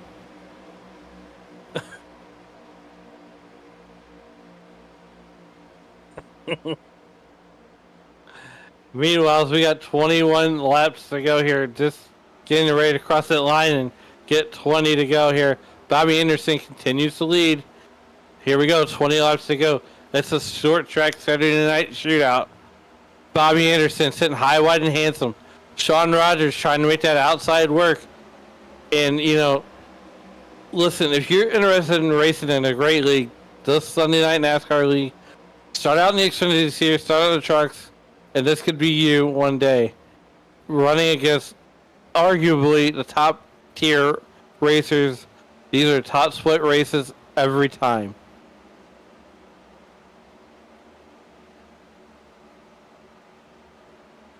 Don't forget, tomorrow night you can hear Dave Regal here comes tomorrow night. You can hear Dave Ringel at 8:20 at Atlanta, right here, same bat time, same bat channel. Tuesday night, the Truck Series, the Racers Elite Truck Series, at 7:30 heads to Charlotte, and then at 10:20 Eastern, the nightcap with myself and Mike Demoni. We head to Auto Club Speedway. Then Wednesday night, Angel Santiago and our boy Troy Thomas, they go to New Hampshire, the Granite State, New Hampshire at 7:30. And then right back here, Thursday night, you can hear Dave Regal and Jordan Brackel at the Auto Club Speedway at 7:30 Eastern, 6:30 Central Time. There you go. Look at you getting your words together and whatnot. Hey. First of all, Hey, a couple of sports, phonics. sponsorship things that I feel like have been missed over time. One, I feel like curling should be sponsored by Swiffer. Okay, and I feel like any race, in New Hampshire, because it is the Granite State and very hard rock, should always be sponsored by Viagra. Make the sponsor as hard as the race as the state. That is great. I can't believe you went there. 60 laps ago, Bobby Anderson, and this is a small group, all the way back. So you got Bobby Anderson, Matt Long, Tyler Hunter, John Wilco, Keith Long, Sean Rockin' Rogers, Michael Witt, Tane Hodgson, Eric Papineau, and well, that's where that line ends. It's right back there with Michael Witt. And this right here is the class of the field right now. Big Show 434 says he'll be making his debut tomorrow night in the Xfinity League. And look, even the Xfinity League, it is so hard to get into that race. One, you have to qualify on time, which is difficult in itself.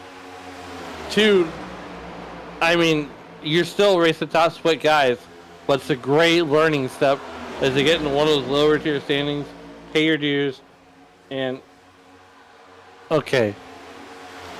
14 laps to go here with Bobby Anderson in the lead as Bobby sits just ahead of Matt Long, Tyler Hunter, and Keith Long. Those are your top four.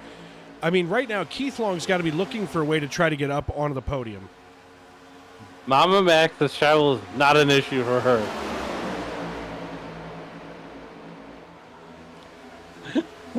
Well, look, I told you, don't mess with anybody from South Jersey. She's coming for you. Have you not watched The Sopranos? Some stuff is going to happen, and it's going to look like an accident. I watched all of The Sopranos.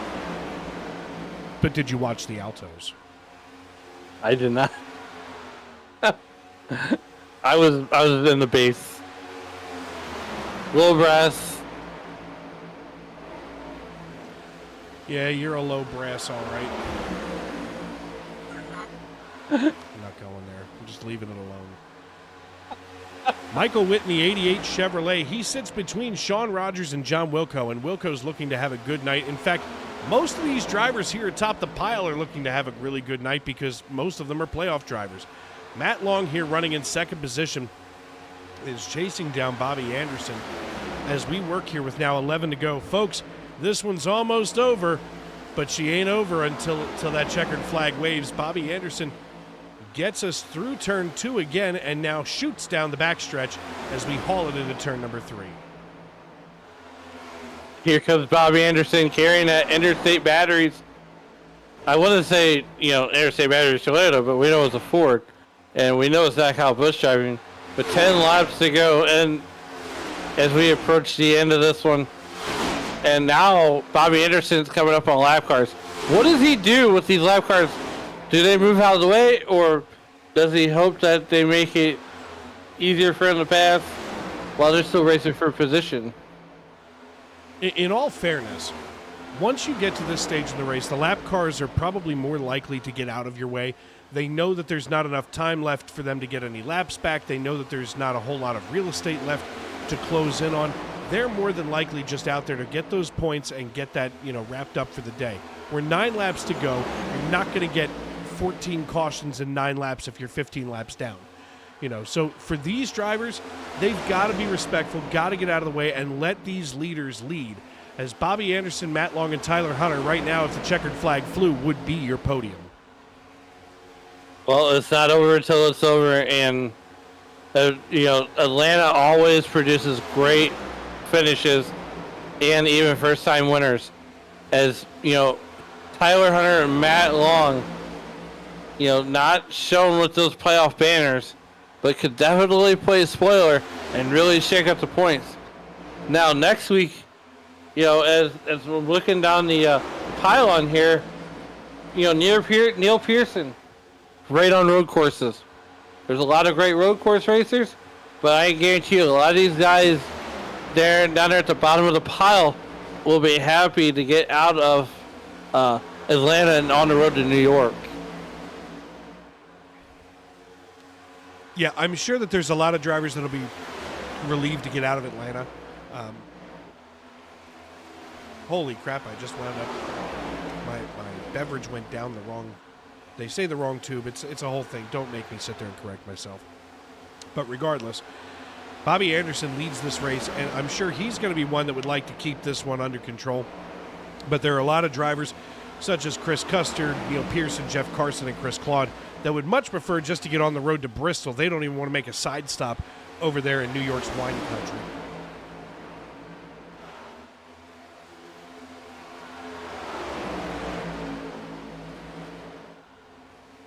Breaking news on Matt Butler, he still is nowhere to be found. Maybe he's at the wrong track. Break my heart tonight. Maybe he's at the wrong track. I don't know. Oh, he's going to find out where he is. Matt Metler, if you're listening to the dulcet tones of my voice right now, you have upset me. Oh, he's in deep doo-doo. 5 laps to go, and we're under caution, hopefully for one final time. Let's see what just popped off here. As we're waiting for something, we're waiting. Let's see, Matt Mackin came into pit lane, but that was on...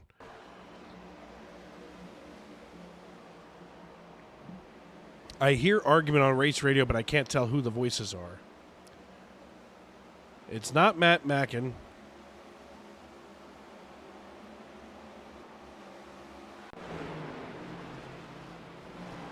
So with that, we're going to trigger NASCAR overtime, folks, and what that means is that when the green flag flies again, we will race around to the white flag. If the caution should come out between the waving of the green flag and the white flag, we will rack them, stack them, and do it all over again. When the white flag flies, the next flag will end the race, whether that flag is yellow or checkered. And if the caution flag should fly after the white flag, the field will freeze, and that will be your final results here tonight.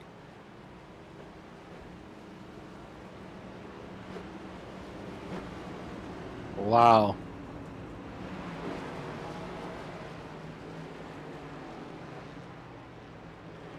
Wow, what? What'd you find? Not Matt Miller. Okay. What did you find? Here's... Okay, so I just want to put this out there. We got 3 laps to go. Don Rogers is running 5th. I think he's got the car and the speed to get back up to the front.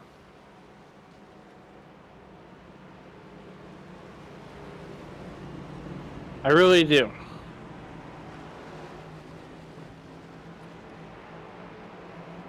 And the fact that I say wow because earlier I got to call the night version of this race, and well, green white checker. It's like deja vu. I'm like Bill Murray in Groundhog Day, if you will.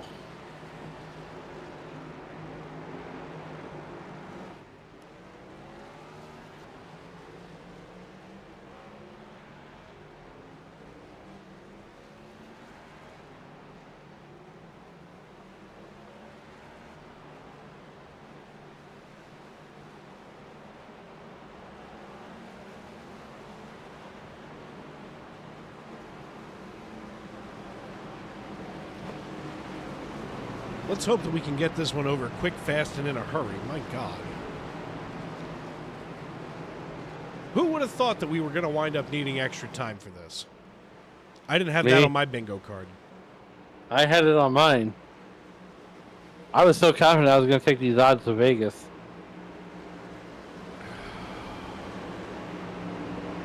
Of course you would. Hey, look, I'm the one guy that'll put it all on 0-0 and 0-0 on the outside chance it's going to hit. I wouldn't put it on the 0-0 tonight. It's Kavaja, and he's a lap down. True. So, you know. Well, I mean, So, folks, if you're looking for gambling advice, don't go to this guy. It's like asking Ray Charles for interior decorating choices.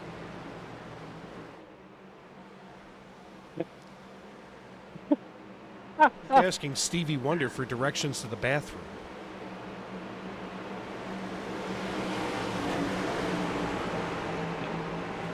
I'm the one guy. Can I get away with one more or should I leave it alone?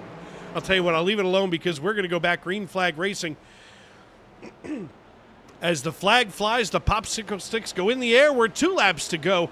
Bobby Anderson gets a jump over Matt Long with Keith Long in high tow. But don't look now. Representing the 570 right here in the Keystone State is John Wilco in the 62, and he is shoving himself right behind Tyler Hunter. Here we go. We are absolutely having a slugfest here. Tyler Hunter. But here comes the Candyman carrying the Interstate Batteries number 18 and the logo coming down to get the white flag. Oh my God. Oh God, did they clear it? Did they clear it? They cleared it. They cleared it.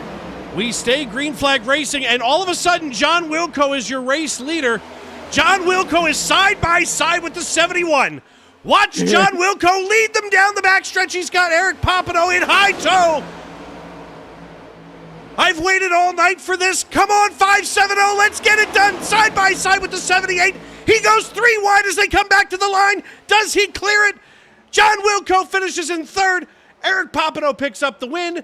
Cody McCorkle and John Wilco will be joining Eric Papineau on the podium. Holy crap. I need a cigarette in the dark after this one. Oh, man, what a finish. Can we go back and rewatch that before we get our drivers up here?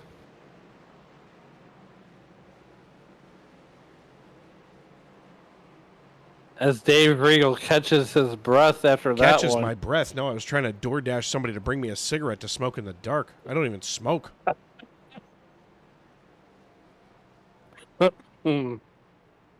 Wow, Eric Papineau's going to burn it down.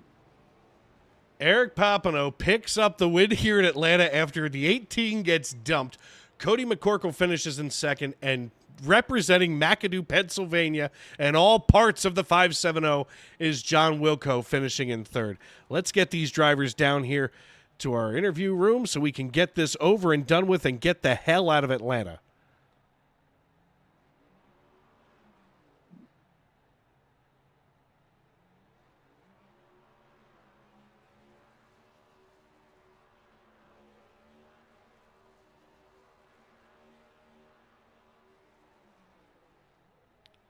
Where the hell is everyone? Okay, there's McCorkle. Now we just got to find Papineau here.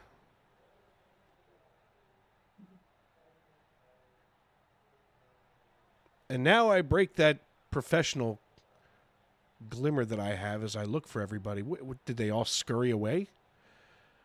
I think they're afraid. Maybe they're not used to talking to us, Dave. I mean, that's fair. Here's John Wilco. He's up in all smiles. Let's put him in the waiting room. Is Papineau down there yet?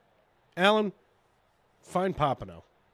I'm looking feverishly for him. We're going to work 3-2-1 tonight and first bring up representing the 570 in McAdoo, Pennsylvania, John Wilco. Hey, John, it's Dave up in the booth. You got me? I got you, Dave. How you doing, sir? Oh, but I'm doing good up here. Listen, what a race you had tonight. I really thought you were going to wind up on the podium, the top step on the podium. You still come home in P3. What a run. Yeah, I tell you, I couldn't get the download to load, and I didn't get into the race till like 5 minutes in the qualifying. Man, we were so close. We just couldn't get that last push. I hate it for Matt Long to bump him like that. I'm sorry, but man, I was trying. Well, buddy, I mean, listen, I thought that you had it at the end. I really did. And, out of nowhere comes McCorkle and Papineau. But, that's the way that Atlanta runs now. I mean, this really runs like Daytona and Talladega, and I've seen you be successful at both of those places earlier in the year. I mean, all things considered, you gave the folks at home one heck of a show here at the line. Oh yeah, I hope they really enjoyed it. It was a fun one from inside the seat, and it was just good hard racing with everybody, and that's all you can ask for. Absolutely. Well, listen, before we cut you loose tonight, aside from the McAdoo Fire Company, Inc., and, of course, the Leschko brothers up there, who else helps you get it done in the 62 car? Oh, it's definitely my two teammates, Mr. Steve Herring and Mr. Rich Jetty. They keep everything going. They keep me sane, and a big shout-out to everybody in McAdoo. Everybody at McAdoo is paying attention to you, my man. I am so excited. I never thought that I would say Leschko on the air. Well, now you can never say never. No, I'm gonna text Donnie right now and tell him he's got to check in now. I mean, but again, I just want to say really quick, a big thank you to you guys. You guys do one heck of a broadcast. It's always entertaining to watch, and Chris and everybody who runs the league, they keep it going, Absolutely. All right, buddy. Congratulations. We'll see you next week. See you next week, sir. That the voice of our third-place finisher, John Wilco, driver the number 62. Next up, Alan, I believe you have with you Cody McCorkle. Cody McCorkle running second place tonight. Take us through that last lap and what you were going through as all proverbial hell breaks loose. Yeah, just kind of trying to find a hole and get through. Just came up a little bit short, but I think I needed one more lap there. But man, we went from 2 laps down to finishing second, so can't complain too much. Yeah, and it takes a lot of going 2 laps down in a race like this, where what does that do to your psyche in respect to okay, now I've got to catch up? Yeah, you're just basically riding at that point, just trying to keep it together. Caught some lucky yellows, didn't get any of them. Barely missed them, and I almost paid off for the win, almost. But it's good, some good momentum here too for the rest of the season. Look, man, next week, what's your thoughts as we head to the make the left and right turns there at Watkins Glen, New York? Well, Chicago went all right. I got a top 10 there, I think. So just survive probably. Try to get some laps in maybe, but I think it'll just be let's just try to survive this thing and see what we can get. All right, man. Before we get you out of here, is there anybody you would like to take to help get you here tonight? Huge shout out to the JAR TCR. Good night. I think Mike was pretty quick. Got some bad luck, but yeah. Thank you guys too. All right. Well, for you have a good night. We'll see you in Watkins Glen, New York. Dave, back up to you in the booth. And last tonight on the interview chain, but first tonight on the top step of the podium out of Williamsburg, Virginia, is Eric Papineau. Hey, Eric, it's Dave. You got me? How you doing, Dave, man? Woo! Wow. Let's go. I hope that you've got a squeegee for the top of that forehead there, pal. Something like that. Oh, man. Listen, what a finish that you had tonight. I mean, all kinds of mayhem breaks loose, and you come out on top. How does that feel now that you know that you're transferring into the round of 8? I'm speechless. I mean, I did not expect it, going from a lap down, with two cautions from the end and getting a lucky dog and just, man, just parted for me there at the end. Yeah, I mean, as we got to the end of this race, things started to really, come together, and I started to watch some of the drivers getting a little impatient back there. I wasn't expecting to watch the 18 get dumped on the final, inch and a half as the white flag came out. But at the end of the day, you pick up your win. Now, as we head to Watkins Glen and then Bristol following that, what does your mindset do now that you know that you're transferring into the round of 8? Gather as many of the stage points and as many points in each race as I can. Watkins Glen is going to probably be my weak point, but I mean, just gathering as many points as I can to try and get as far ahead as I can to start out the round of 12. All right, my friend. Well, listen, congratulations. And before we cut you loose, who do you need to thank and who helps you get it done on the 17 machine? Of course, first off, got to thank God. I mean, he's the one that provided this for me today.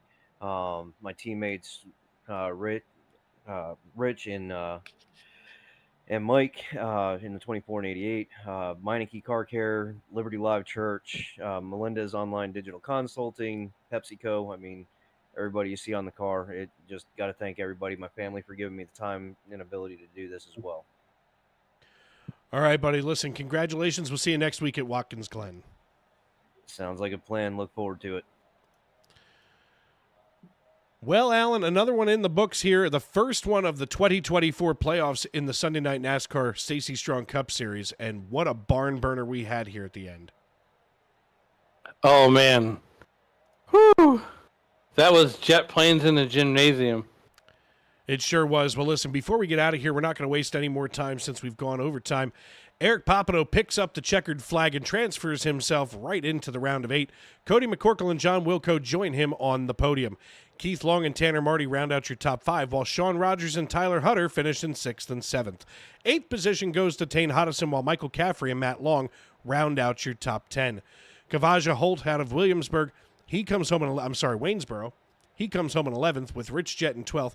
Mikey Mack McConville brings 13th back to South Jersey, while 14th goes to Brian Nunemacher, with 15th going to Bobby Anderson after getting dumped with 1 lap to go. Steve Herring comes home in 16th, with 17th and 18th being Timothy Cook and Ron Fitting. After Ron Fitting is Chris Custer in 19th, and rounding out your top 20 is Chris Davis. Michael Witt and Sean Kelly come home 21st and 22nd, while Mark Johnston, Neil Pearson, and Jeff Carson round out your top 25. Paul Hill and Chris Claude finish in 26th and 27th after some bad luck for Claude, while Matt Mackin comes home in 28th. 29th is Alexander Gangler with Chad Sanner in 30th, while Ken Ron, Dalton Mobley, Richard Pruitt, Tyler Sexton, Alex Brinson, and Larry Miles and Randall Watkins make up the 37 drivers who took the green flag tonight. So, folks, we want to thank everybody for tuning in tonight. We appreciate all of you who have made us a part of your evening. We thank you for welcoming us into your homes, onto your phones, and spending some time with us tonight. So for myself, Dave Regal, and my broadcast partner extraordinaire, Mr. Alan Bergen, we want to thank you for hanging out with us tonight and tomorrow and every day as you walk down the road of life. Please don't play in traffic. Good night, everybody.